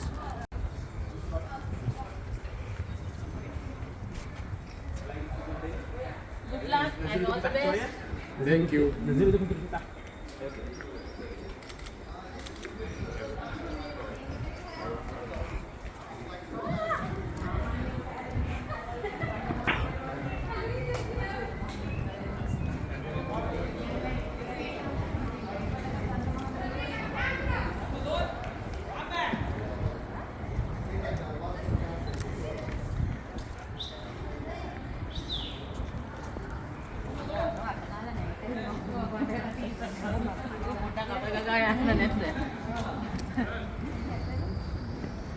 මේ අලබස්තන නේද? Marble නෙවෙයිනේ. බස්ට නෙමෙයි අල බස්ට. Okay, excuse me. Now, to go inside the mosque, there are one of two options. Option number one, you can take a cover for your shoe, and this cover is £5 per person. Or you can take off your shoe and hold your shoe in your hand all the time, and you cannot put your shoe on the ground. So you can decide what you like. If you wanted to take the cover, here's the gentleman. They will help you to put the cover, give you the cover too, because it's not allowed to go inside the mosque with a shoe. So you can cover your shoe with this cover, please, and it's £5 per person. Or the direction they want. All the Muslims around the whole world, they should be facing Kaaba, which is in Mecca. So let's say it's like this square here, this is the Kaaba in Mecca. So people from these lands to pray, where they should be facing? Anywhere? No. They should be facing the Kaaba. And then another piece, they should be also facing the Kaaba. From everywhere, the central point is always what? The Kaaba. So for Egypt, where is Mecca? Southeast. So when we pray, we should be facing the southeast. So in each mosque, we can find like a praying place, which is this arch over there inside. That's the praying place for people. So people, when they stand to pray, not anybody stand the way he wants. No, we should be always stand and pray in which direction? Straight in this direction. So facing should be facing Mecca over there. So this is for Muslims around the whole world. They should be like Kaaba. It looks like the central point for Muslims around the whole world. In all times, there were no electricity and no microphones. So what happened? If we want to, especially during the Friday prayer, so at that time there is like speech, lesson, and then the prayer, the mass, the prayer itself. So the imam or the priest or the father or the pastor of the place, first thing, he stand in a higher position. Up there or up there, can you see it? Why stand in up position, higher position, that everybody can see him? Because if you are listening and see the person who give you the speech, you'll be focused with him. And then, no microphones at that time, so he will not raising his voice. But just a little increasing of the voice, the echo work with the two. Hello. So he's in a higher place, just increasing the voice a little bit. So the doom is start to working to make the echo sending to everywhere, so everybody, even people who are behind, they can listen so clear to what he says. That's before having the microphones. So that's the importance of all these domes that you can see. And as I told you, this kind of decoration that you can see inside, this started from Egypt. We are the people and the country that we should stay in a purified place and also decorated place. We cannot have pictures inside the mosque because we are not Christians. Also, we cannot have statues because Muslims, they used to have statues. And statues at the beginning of Islam, it was forbidden. Even to have a statue as decoration inside your home, it was forbidden because before being Arabs at that time, before being Muslims, they used to worship a statue as it's a statue. That's why when Prophet Muhammad came, he made it forbidden to have statues at that era. But nowadays, inside our homes as Muslims, do we have statues? Yes. Do you have paintings and pictures and all these things? Yes. Why? The difference is nowadays we are not worshipping these stuff. But at that time they were worried that people could back to start to worship the statues and worship all these things. Again, one more time. So that's why they start to do what? They start to do all the mosques without any decorations, without any paintings, without any colors inside, without any statues. But you can see the kind of art they do it. They decorate the stone, they decorate the wood, and also the decorations of the chandeliers, and the most important one, which is the painted glass. If you'll have a look to the painted glass at that time with the sun rays, its reflection, you can see it starts to giving reflection, the colors inside, will give nice colors inside the mosque.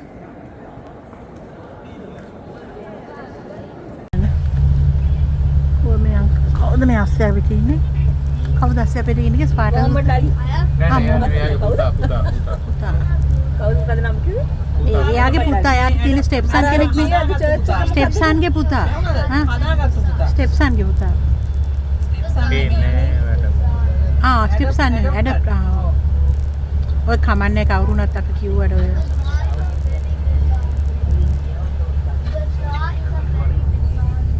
ඒක පේන්නේ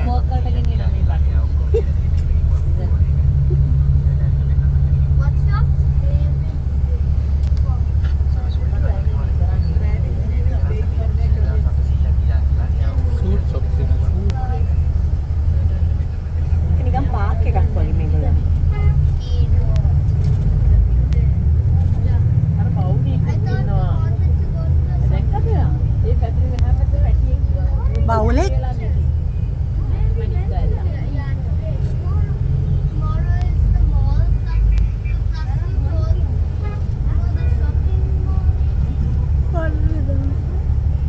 ऐसे में क्या कहूँ बड़ी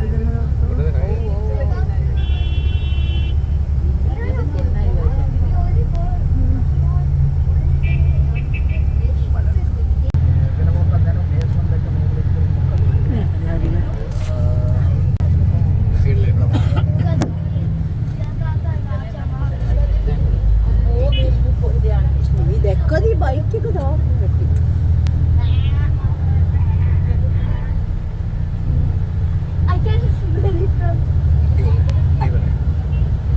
මේ අපේ ලංකාවේ හොඳයි නානේ. මේ කුරුක් වස්තු. මේ ට්‍රැෆික් එක මොන මක්කදලා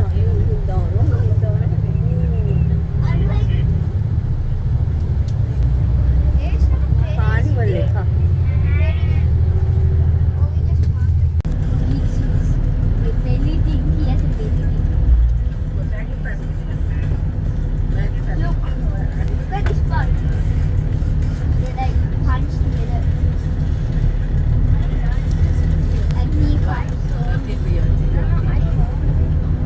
මේ ටෝල් පේ කරන්න යනවා ඇලෙක්සැන්ඩ්‍රියා වලට යන්න.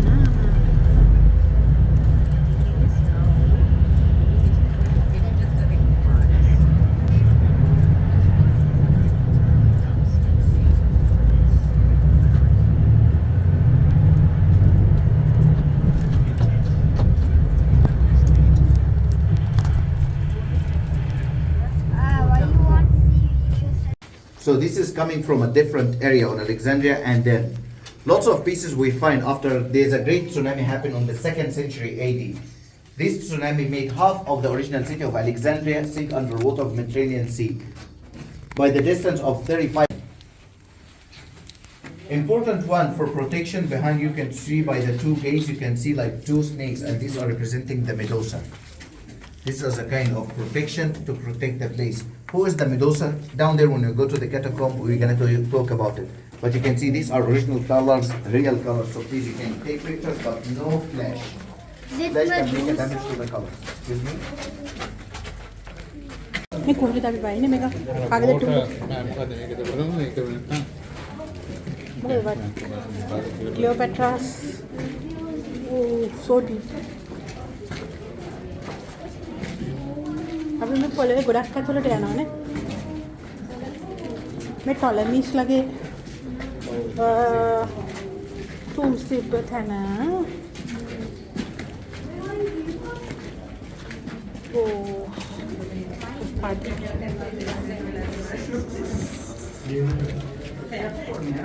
අපි ගොඩක් කවිලා ඉන්නේ පොළොව යටට. මට ඔක්සිජන් හොදට තියෙනවා. sorry.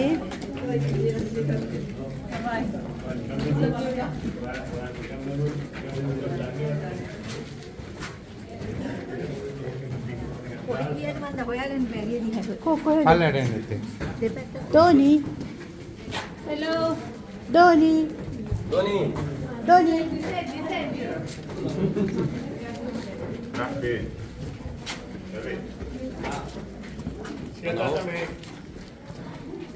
What is the name of this place?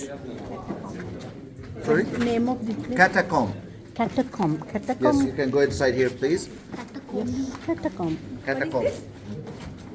This is a well. Well, catacomb well. Ooh. Well, but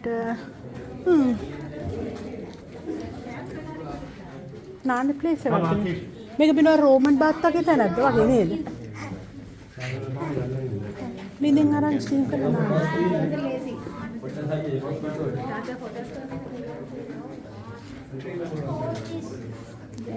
Used to have a different technique and a different tradition also. What's the tradition for them? When somebody died, they used to eat so much with him. Something looks like the Last Supper for Christians. They made it also like the last meal with the dead person. So what happened? The name of, you're going to check your ticket, you're going to find it by the name of Qom el-Shu'afa. Qom el-Shu'afa. What's the meaning of that? That's an Arabic word. Qom means plenty amount of. Huge and plenty amount of. Shu'afa, small piece of pottery. When you smash a plate of pottery or something, or a jar of pottery, becomes like small piece. Huge amount of a small pieces smashed potteries. They find it where? They find it different places here, around the whole place. The technique for the Romans and the style and tradition for them, they use like when somebody died, they bring his body to put it here in the middle, in this place, and then they used to sit around him, the family, relatives, and friends, and everybody. And it says if they are like 50 person came, they bring a food to cover maybe 100 or 200 people, much more than the double amount of food. And then what they do, they should finish all this food. After they finish the food, as a sign that there's no more meals with him and everything, so they start to smash these plates. So they smash everything and they leave it here, and then they took the body and then they start to put it in one of the places, buried places that you can see around. So this was the room that they used to have like the last meal with the dead person inside it. And then after this one, they buried him and then they leave the place. So everybody came or buried here, they used to smash these pieces of plates. That's why when we discover this place, the whole place, you can see it's totally damaged. The damage that you can see here, this is because of the underground water. This is limestone, and you can see the limestone, how it's affected when water came to it. You saw the pyramids already. The pyramids, no effect happened to the pyramids because no water there and no rains. But here, because this place, it was sunk under the water for almost 1,500 years, totally covered by water. So you can see the water made damage to the whole place. That's why when we discovered this place, 1920 till 1991, it wasn't allowed for people to come inside. Why? Because they were working so hard to get sure that these walls, it will not fall down and nothing was going to happen and no danger to the people. And then, The full place, the whole place was covered by decorations and colors with the full tiny details, but the water totally damaged everything, and you can see the limestone around you everywhere. So they take the meal with the dead person here, and then after they finish, they smash the plates, and then they move to bury them. Come this way, please.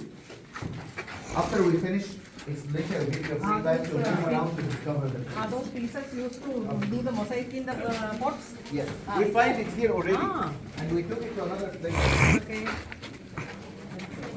Please watch your step while you are going down.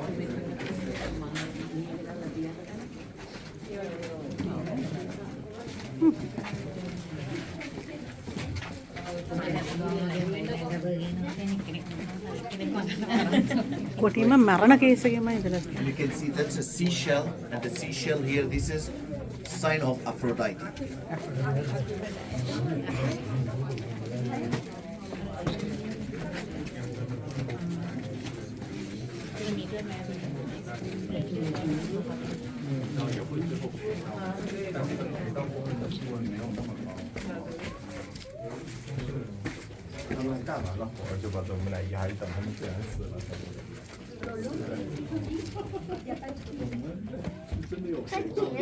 Now you can see the cemetery in front of you.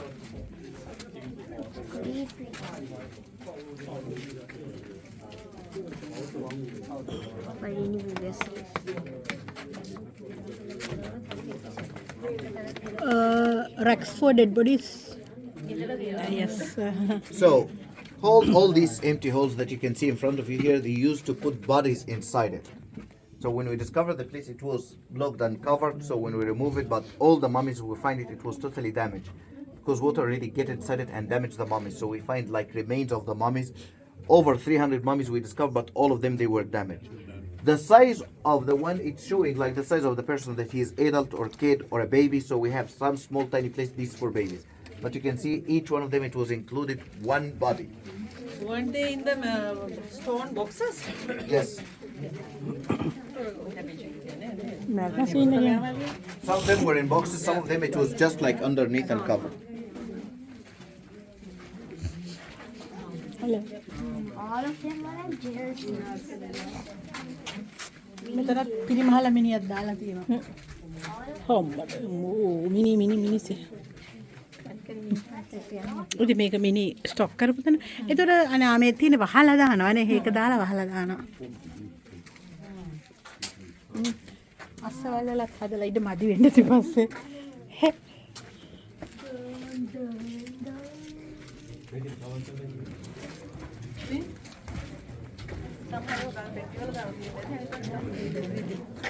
ඉතින් තව පල්ලෙහාට යන්න පුළුවන් නේ.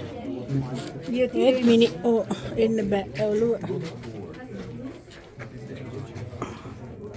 You wanted to make a group picture? Hurry up. Hurry up, that's a very quick one. I want to be in the infront. in front එකට යනවා දෙන්න එක.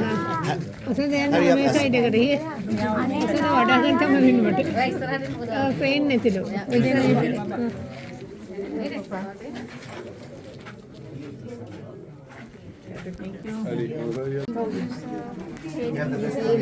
Okay, selfie. Sit for. Ilyas.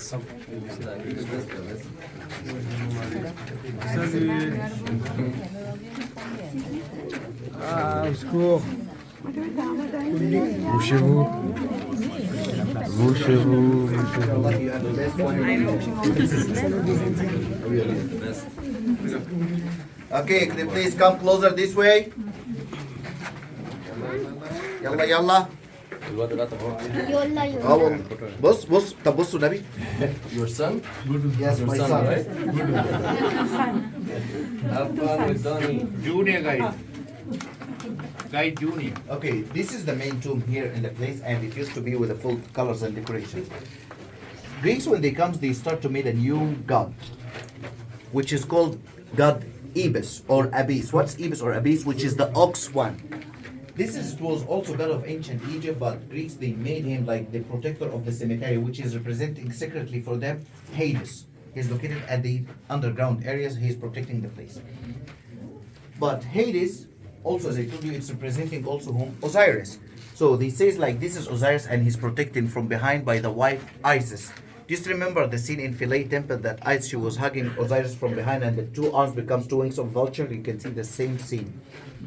The winged sun disk, the sun disk with the two cobras and two wings at the two sides, even here on the front and the back and at the entrance, this sign of protection. And this is the main tomb for the ruler of Egypt when he was buried here. And you can see people when they are purified, his equipments preparing for mummification, they are feeling sad and crying. And here is the high priest, when he mummified the body, he used to wear a mask of god Anubis. Anubis, the jackal god, he was god of mummification in ancient Egypt. So a high priest, when he starts to mummify a body, he should wear a mask of Anubis to say that now I'm getting the nature of Anubis, the mummification god, to mummify. And the zodiac, it was a complete full zodiac here, but you can see the effect of water, what it made. For the Medusa, if you're going to have a look behind you at the two sides, you're going to find it. The lady, which is the hair, becomes a snake. And this lady, she was a normal, pretty lady, and she was in love with a human. But God Poseidon, he fell in love with her, and he wanted to marry her. But what happened? She refused Poseidon. So for a god to refuse him, so he got revenge from her. How he revenged her? He transferred her legs to be a tail of a snake, and the hair becomes small snakes, and she becomes ugly lady. And then the eyes, it becomes weird eyes. Why? Any man will look at her, what will happen to him? Transferring to a stone statue. And what about ladies? There is no effect on the ladies, but for her area, ladies cannot go in. So that was like the punishment that made by God Poseidon to the Medusa. And you can see that's another shape of a Medusa. Why they put the Medusa? Because the Greeks, they say that always tomb riders, they are men. So that's why they put the Medusa here as a sign of protection, to protect and to get sure that no man will comes in and comes out alive. But they all will be transferred. So men always bad, right? Yes. Okay. The kid, when he fall down, as I told you, it happened by mistake, by luck, and the kid fall down. So the kid fall down from where? From here. So when he jumped, he found the people who comes, they find this one. So how come at the end of the shaft they find some, looks like a table? And also have a look, they start to see, looks like the design of arches and different things. So they don't know what's this place. So this was the place, the beginning to discovering. This way please, because there's something important down there we wanted to see.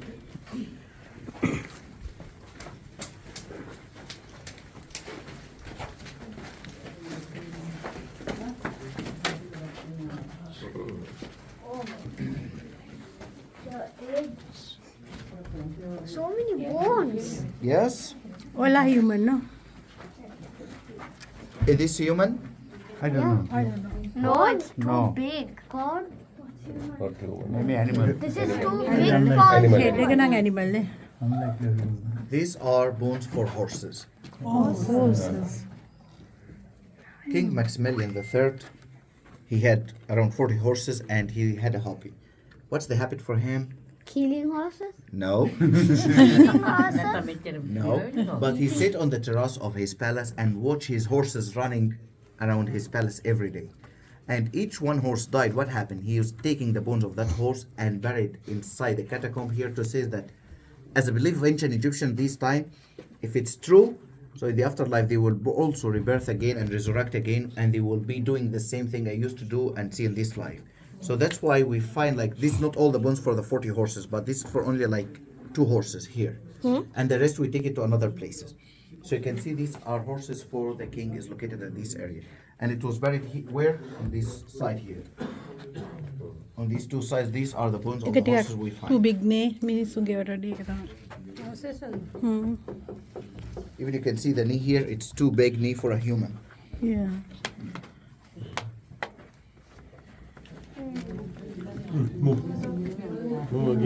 And decoration, it was on the top of the plastic.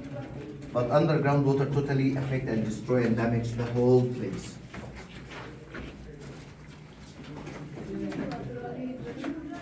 So 11:26,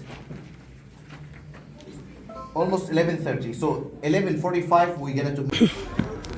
මේ ක්ලියෝපැට්‍රා කට්ටියගේ ක්ලියෝපැට්‍රලා ගොඩක් හිටියා. ටලමිස්ලත් ගොඩක් හිටියා. එයාලගේ මමිස් දාලා තිබ්බ ගල් පෙට්ටි. except the standing pillar over there and the two sphinx still survive and some small pieces around. Ox. Pompey's pillar. Look at these trees. This is decoration from the Greek and Roman times. The middle here, this is coming from different temples around Egypt, not only from this place, so it's coming from different places. You can see here a scarab. This is the thumb beetle, similar to the one that we saw it in Karnak. You can see another one here. Also,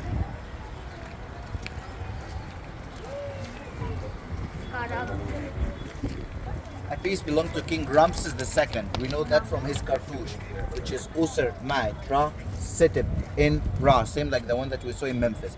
And the other one is Mari Emin Ra Mrs, which becomes Ramses. So that's a scene for him. This piece belongs to him while he's giving offering to God Emin Ra.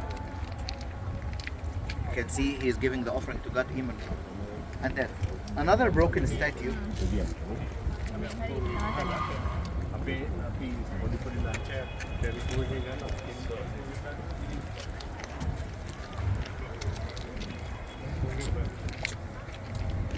Neb-Ma'at. Who is Neb-Ma'at? He is Tutmosis III, the stepson for Queen Hatshepsut. If you still remember, I told you that her husband, he had a baby and she sent him to the school and then she picked the throne and then she gave the throne later to him. So that's belonged to him, Tutmosis III, and the other name for him, Neb-Ma'at. That's his name. And then the most famous wild goddess in ancient Egypt, he is the lioness, Sekhmet, but sometimes after she takes out the nature and becomes with the nature of the lioness, and you can see the lioness here, and this was located at the entrance of the temple here.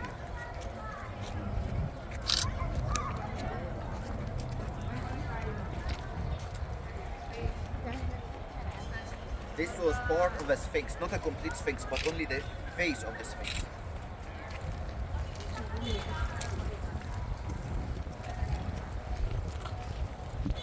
This piece of stone and these pillars, it's coming from different temples around Egypt, not from this place.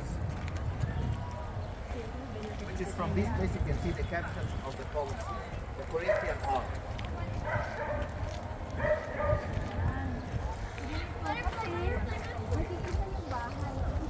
Nilometer. Do you remember the Nilometer from Komombo Temple? Yeah. This is also a Nilometer, but do we have an, excuse me, Hi, sorry. but in Komombo you can find that we were beside the river Nile, right? But here we are not beside the Nile at all. So what happened? How come we have a Nilometer here and there is no Nile? When you look at this one, we look at it nowadays that there is no Nile here, but in ancient times, River Nile, it wasn't only 2 branches, there were 11. One of the 11 branches coming to the city of Alexandria. So they were getting a sweet water of the Nile up to this place.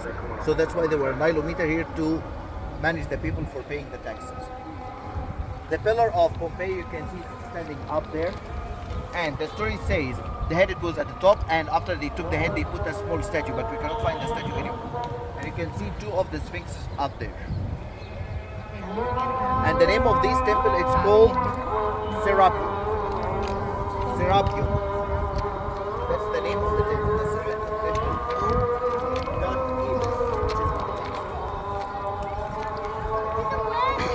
මේ ඉස්සර ඇලෙක්සැන්ඩ්‍රියා වලට Nile ගඟ ඇවිල්ලා තියෙනවා. මේ නයිලෝමීටර් මේකට කියන්නේ නයිලෝමීටර් කියන්නේ නයිල් ගඟ කොච්චර උඩට නගිනවද පල්ලෙහාට නගිනවද කියන එක. එතකොට නයිල් ගඟ පල්ලෙහා තියෙන කාලේට වතුර අඩුයි. එතකොටත් ටැක්ස් කරන්නේ නැහැ. එතකොට නයිල් ගඟ ඕවර් ෆ්ලඩ් ගම් වතුර එනකොට එතකොට ටැක්ස් කරන්නේ නැහැ. කෘෂිකර්මය කරන්න පුළුවන් තරමට නයිල් ගඟ තියෙනකොට තමයි ටැක්ස් කරන්නේ.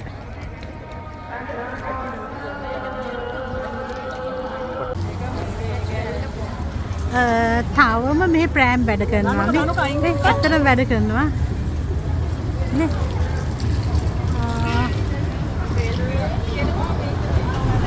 මේ ලංකාවේ තිස්සෙන් තිබිලා තියෙනවා මේ පාර. මහා පාරමයි ප්‍රෑම් එකේ පාර දෙනන්න කියනවා. මේ ඇලෙක්සැන්ඩ්‍රියා වල මේ පොළ කොටසක් මේ ඇලෙක්සැන්ඩ්‍රියා වල සාමාන්‍ය ජන ජීවිතයේ මේ හරිය මේ පොහොසත් මිනිස්සු ඉන්න පැත්තක් නෙවෙයි. අඩු ආදායම් ලාභී ඉන්න පැත්තක්.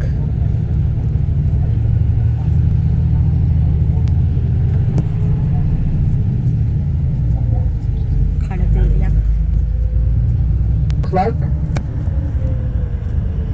legs up in the opposite direction. This man, he died because of he got betrayed.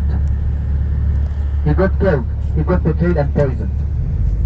If the horse is standing, but the two right Alexandria legs city. are up, means he died on the battlefield. So standing of the horse is telling us about the way of death for the man. During the time of wars in Egypt, we have lots of people, we lost them, and we find lots of bodies for dead soldiers and officers, but we cannot recognize them or know they belong to whom or which family. So we made something memorial for them. We called it the memorial statue for the unknown soldiers. I know that nobody can recognize, nobody can know them, so in each city you have a memorial statue, and the memorial statue in the city of Alexandria is taking a shape of to be looks like a Roman theater. In Cairo it looks like a pyramid, so each city has a different design of the memorial statue. And this is the Corniche of Alexandria, Corniche, which is the coast of the Mediterranean Sea. And this is the first street of the city of Alexandria, and Mediterranean there's two more inside parallel to this one.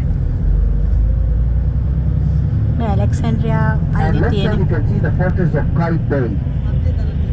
What happened is, after the time of Saladin, we made peace between Arabs and Crusaders at that time. Crusaders, they never should have come back to the Middle East to colonially allowed for them to come for pilgrimage. But after 300 years from the time of Richard Lionheart and Saladin, some kings, they start to bring back again one more time the Crusaders coming back to the Middle East. But they say we are not going to Palestine, we are not going to any country. We should destroy the main gate of the Middle East and the Islamic Empire, which is Egypt. And this happened after the time of Saladin and his family, and it becomes the time for another king, or another era called Mameluke. Mameluke means slaves.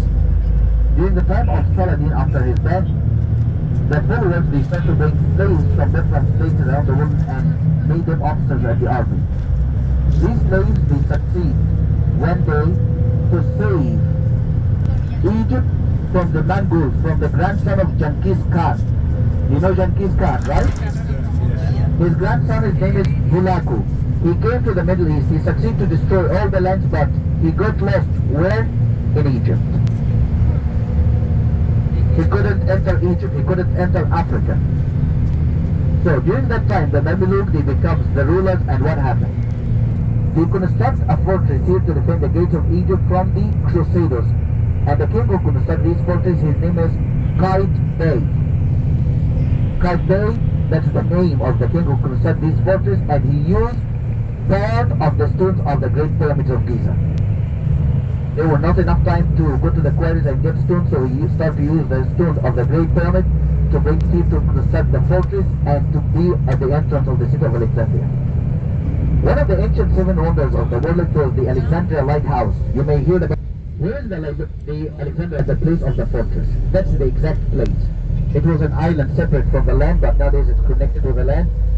And this lighthouse, it's constructed around 500 before Christ. And this one, it was very... the last time for the Alexandria Lighthouse to be destroyed. And nobody can reconstruct it again one more time.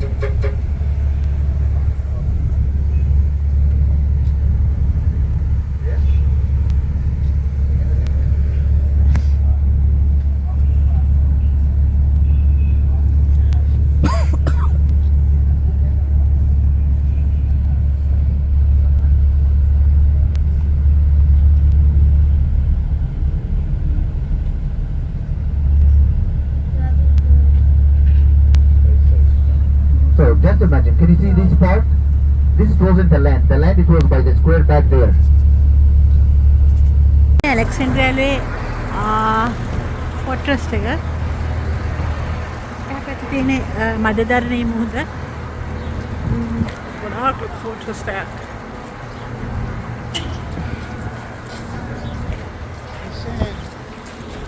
Alabasford.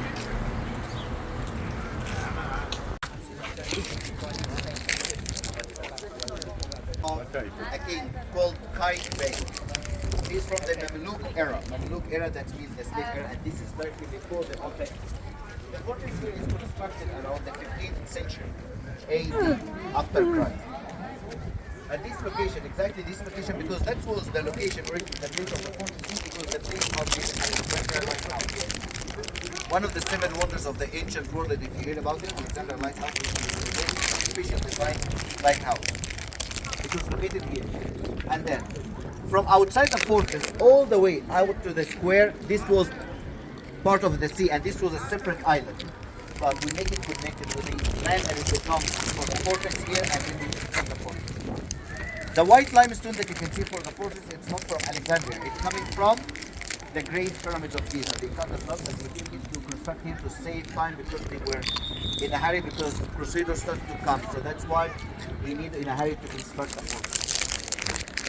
And then during the time of Muhammad Ali, after that, Muhammad Ali, when we're talking about the 1805, the 19th century, when he started to fight Turkish, he started to use this fortress again one more time, and the Turkish started to send their fleets and armies. Oh my! So that's why Muhammad Ali was being prepared with this kind of cannon. This is a real cannon. Sorry? These are real cannons that you can see here, and it was used, and they used to put it at the top of the fortress. When you go up to the fortress, you will see similar to these windows, but it's empty with nothing to block it. So they used to put the cannons over there, and the cannons were You are so beautiful. You're not you. Also, there's like a trap down there. This is leading to the underground level of the fortress, and this is like if the ships succeed to come to them, they start to fight the soldiers in the lower levels. So this is the design of the fortress. The best panoramic view you can get from the Mediterranean Sea if you want it. You go up like this river and you can get like the best panoramic view from the whole Mediterranean Sea and the city of Alexandria together. And to enter the fortress from here, it's empty from inside. But you'll see the design, how it looks like the corridors and the passages in the fortress. With the same ticket, not extra ticket. Okay? Do you have any questions? Attack run. 122. So let's say it's like 150. We're gonna to meet in the bus. Okay? So 150 in the bus. This is the time everybody should be.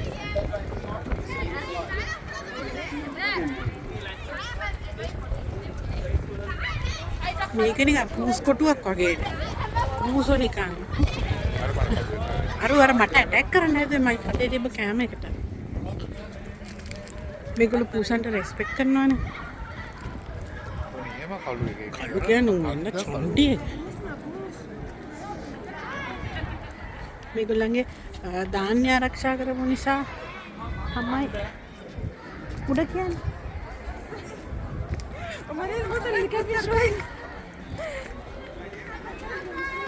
අම්මෝ දොර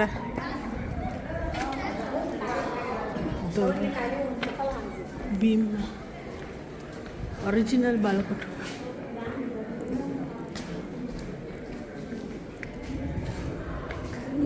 කනාන්දකයි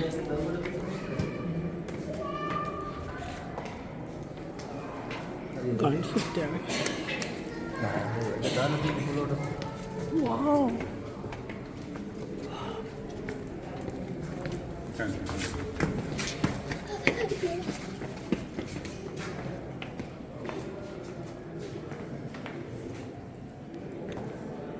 Mosque का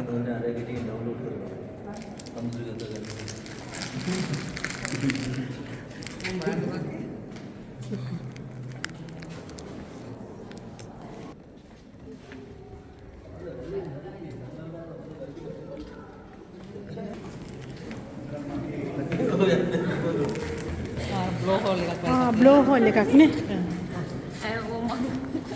This is the blowhole නේ. මොකද අර කුම්මානේ වගේ එකක්. Wow. easy. අම්මා.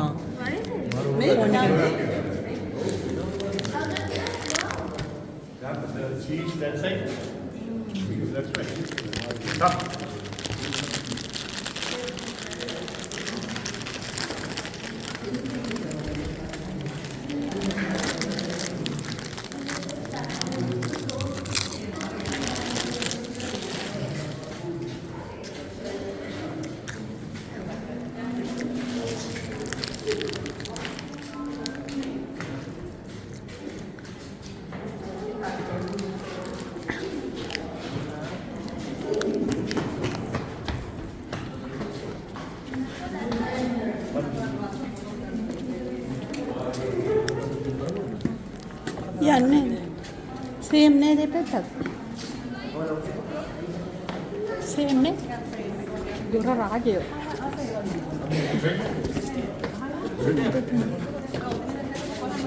උඩට ගියපම මුද පේනවද අසිත් උඩට ගියපම මුද පේනවද මේ පාර තමයි මේක ඉන්සයිඩ් විසිට් එක ඇඩ් කරේ නැත්නම් ඒක බලන්න.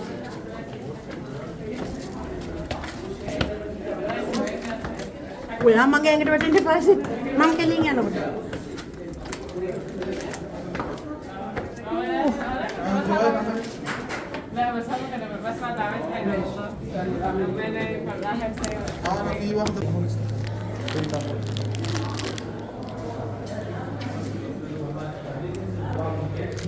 මේ බලකටුවෙන් පේන්නේ මේ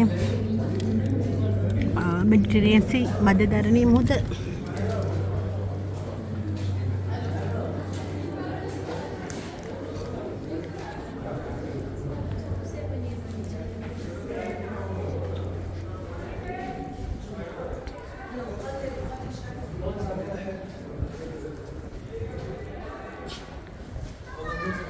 කොහොමද එළියට යන්නේ? කාන්ගෝට යන්නේ?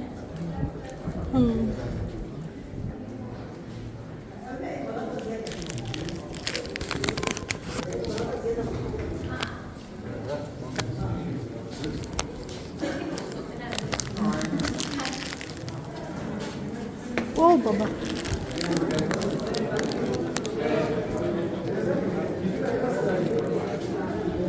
රැවල තියෙන ෆෝට් එක උඩ ඉඳන් මධ්‍යධරණී මුහුද.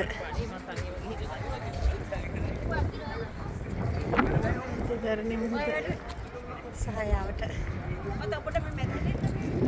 තේන හැටි.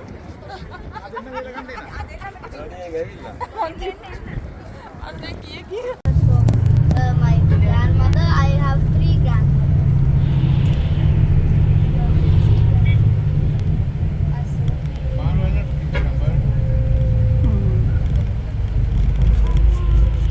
මේ මෙඩිටරේනියන් සී එක ඇලෙක්සැන්ඩ්‍රියා වලින් මේක yacht club of grandmothers but only one Achia. Egypt කියන කැලේ.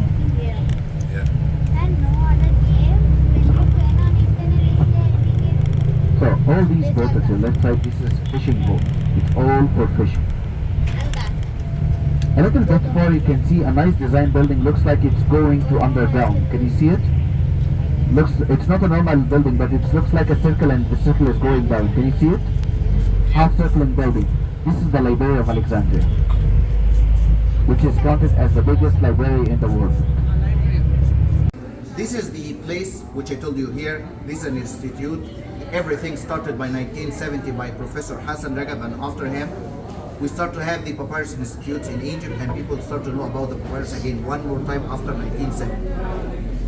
The guide here from the institute, he also working as a tour guide, but as I told you, we have two different tour guides, smart ones and hard ones, hard working ones. I'm the one who doing the hard work, so working outside all the time, traveling a lot. But this man, he's a smart man. He prefer here to stay in a shade away from the cold and hot weather, drinking tea and coffee, right? Yeah.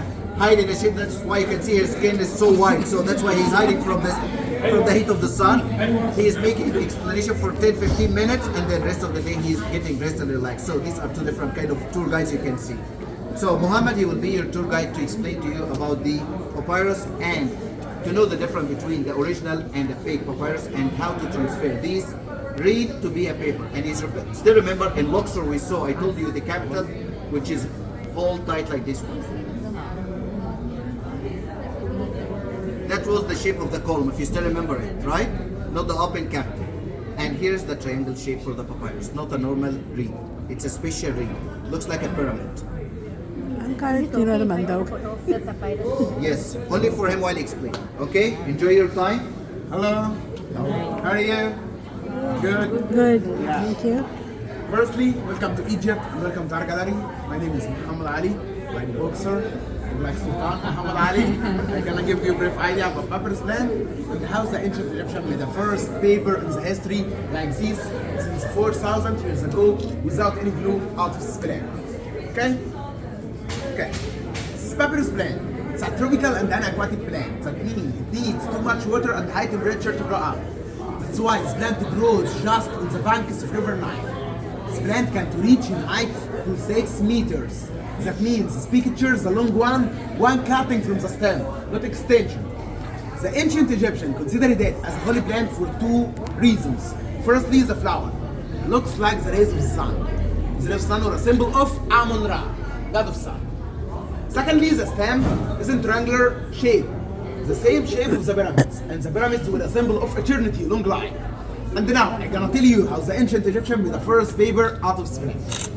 Firstly, we have cut a piece of a stem according to the size that you want. For example, big, like 6 meter, 4 meter, or something small like this. We have to remove this green covers, outer part. This part unfortunately useless in our time, but in ancient times they used it to make sandals, baskets, hats, mats, boots, some decoration, because it's flexible and strong. Please try to cut it like wool, like this. Try, it's checking the muscles. Yes. Oh. Yeah, it's really strong. الملكه في محكمه عايزه كده. مش من هنا بقى، روح خدها من هناك. ما فيش الشيشه مش عايز تطلعها. ازاي مش عايز تطلعها؟ طيب وانا هطلع عليه قدام المجموعه يا اسطى. Very difficult. Fácil. Here, after that we divide this inner part, swipe part in slice, thin slice, like this. Please try to cut it like Paul, like this. She is stronger than me. So much weak, breakable. It just has a big amount of water and sugar and fibers. Here. So we'll use the hammer and drilling pin to decrease this amount. Here, like this. Okay. Okay. Yeah. Yeah. After that, we keep squeeze that like doing Egyptian pizza. You're making it into one piece. Here. Now, it's flexible and strong. What's the difference between this and this? After that, we put it in the water. We put it in the water for 6 days if we want white paper like this. For 2 weeks if we want brown paper like those. I mean, same quality, but the difference is just color. Why we put it in the water? We put it in the water for 6 days or 2 weeks because when the amount of sugar inside mixed with water for a long time, it changes to be something like natural blue, like gelatin cells. Okay? After 1 week or 2 weeks in the water, we are in slices in vertical and horizontal lines between 2 pieces of carpet, one by one, side by side. Please touch it. It's sticky. After 1 week in the water, it's sticky. Like gelatin cells. Here. Okay? One and one. One vertical and one horizontal. One vertical, then one horizontal. But same size and same color. Just example what I do right now. Here. One horizontal. One vertical. One horizontal. Here. Like this to complete a paper. Then we put everything under press machine for another week. We press it for a week after that. Do you have enough time to stay here like a week like this? Do you have enough time?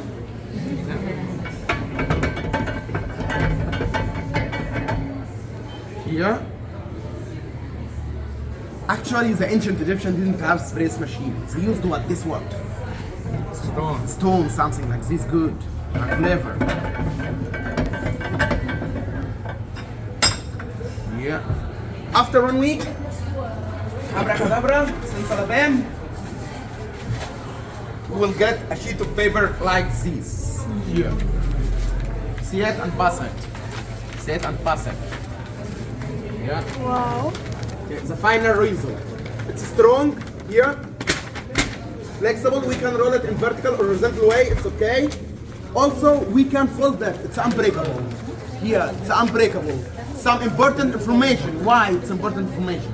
Because unfortunately in the street, around Pyramids area, around museum, in San Khalili, maybe you find papyrus paper like this cheaper than here.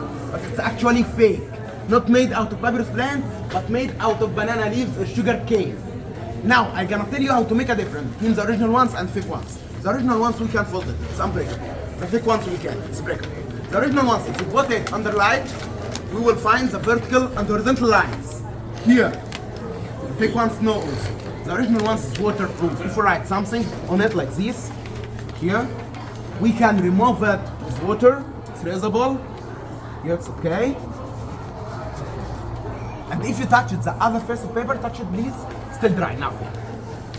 Still dry. Here. And when we bend something big like this, if we do any mistake, we can wash it. It's water. Here. Not damage in the water. Do you think it's damaged or? Do you think it's damaged? No? You trust me?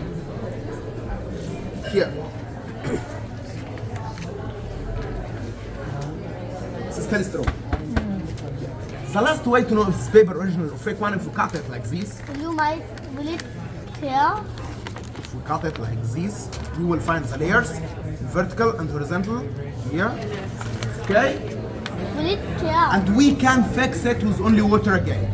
With only water, we can fix it. It's okay. Even if So it all tears? about the original papyrus paper. After that, we send the papyrus paper to the most famous artist, to Pentonel. We have here too much picture.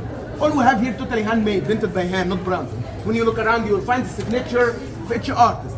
Each picture also has story. If you don't mind, let me tell you about the most important stories here, then we'll look around together. Okay? First, this one. Final judgment. The ancient Egyptians believe in the life after death. So they imagine what happened after අනේ life. මගේ sunglass එක Here පිටිපස්සේ as වැටුණා. the deceased kneels in front of 14 jury, they asking him about his sins during his life. For example, did you kill?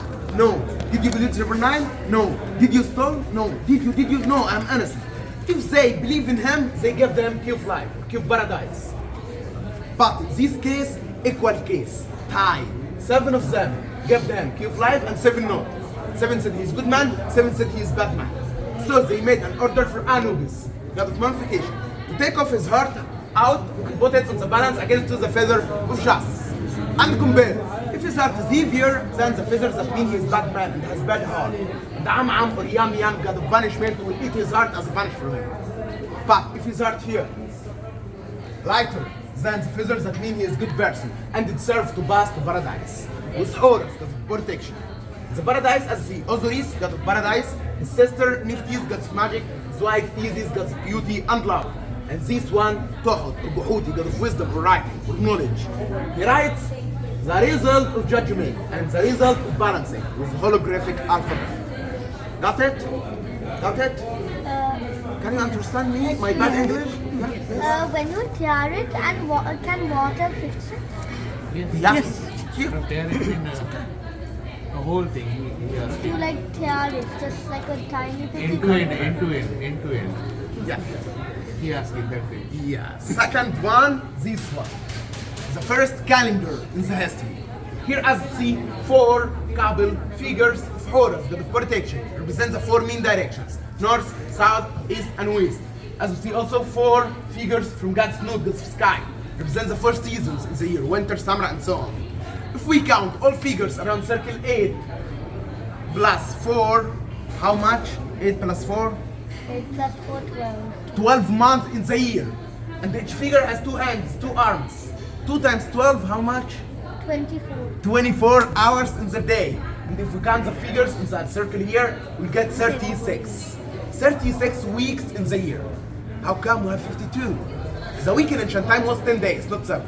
So 10 times 36, 10 times 36. It's hard, or 360.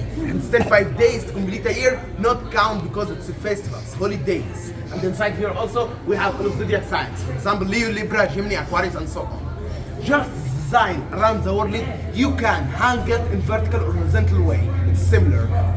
Horizontal or vertical. You can put it like this or like this. It's the same. Okay? The last one, this one.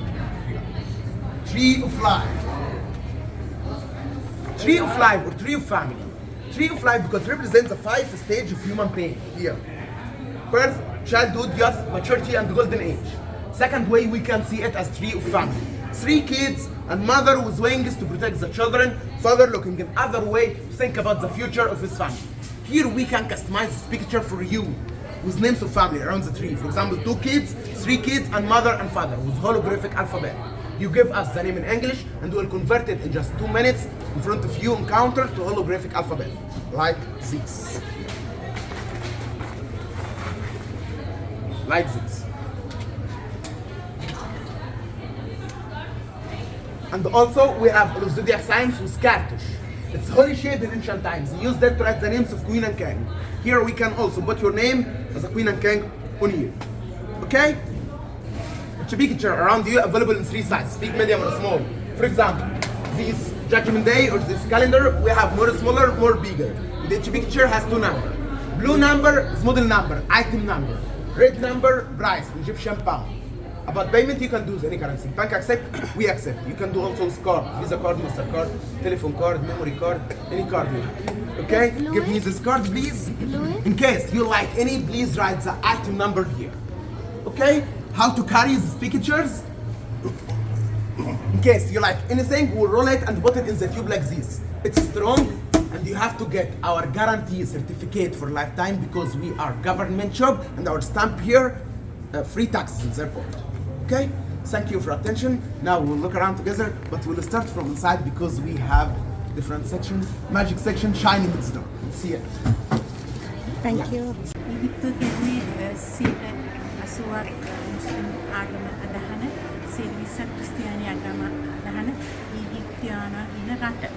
මම දැන් මේ කතා කරන්නේ ඒගොල්ලෝ හැමෝම ආගම ගැන කිසිම තැකීමක් හැමෝම නත්තල වෙනුවෙන් සූදානම් වෙනවා.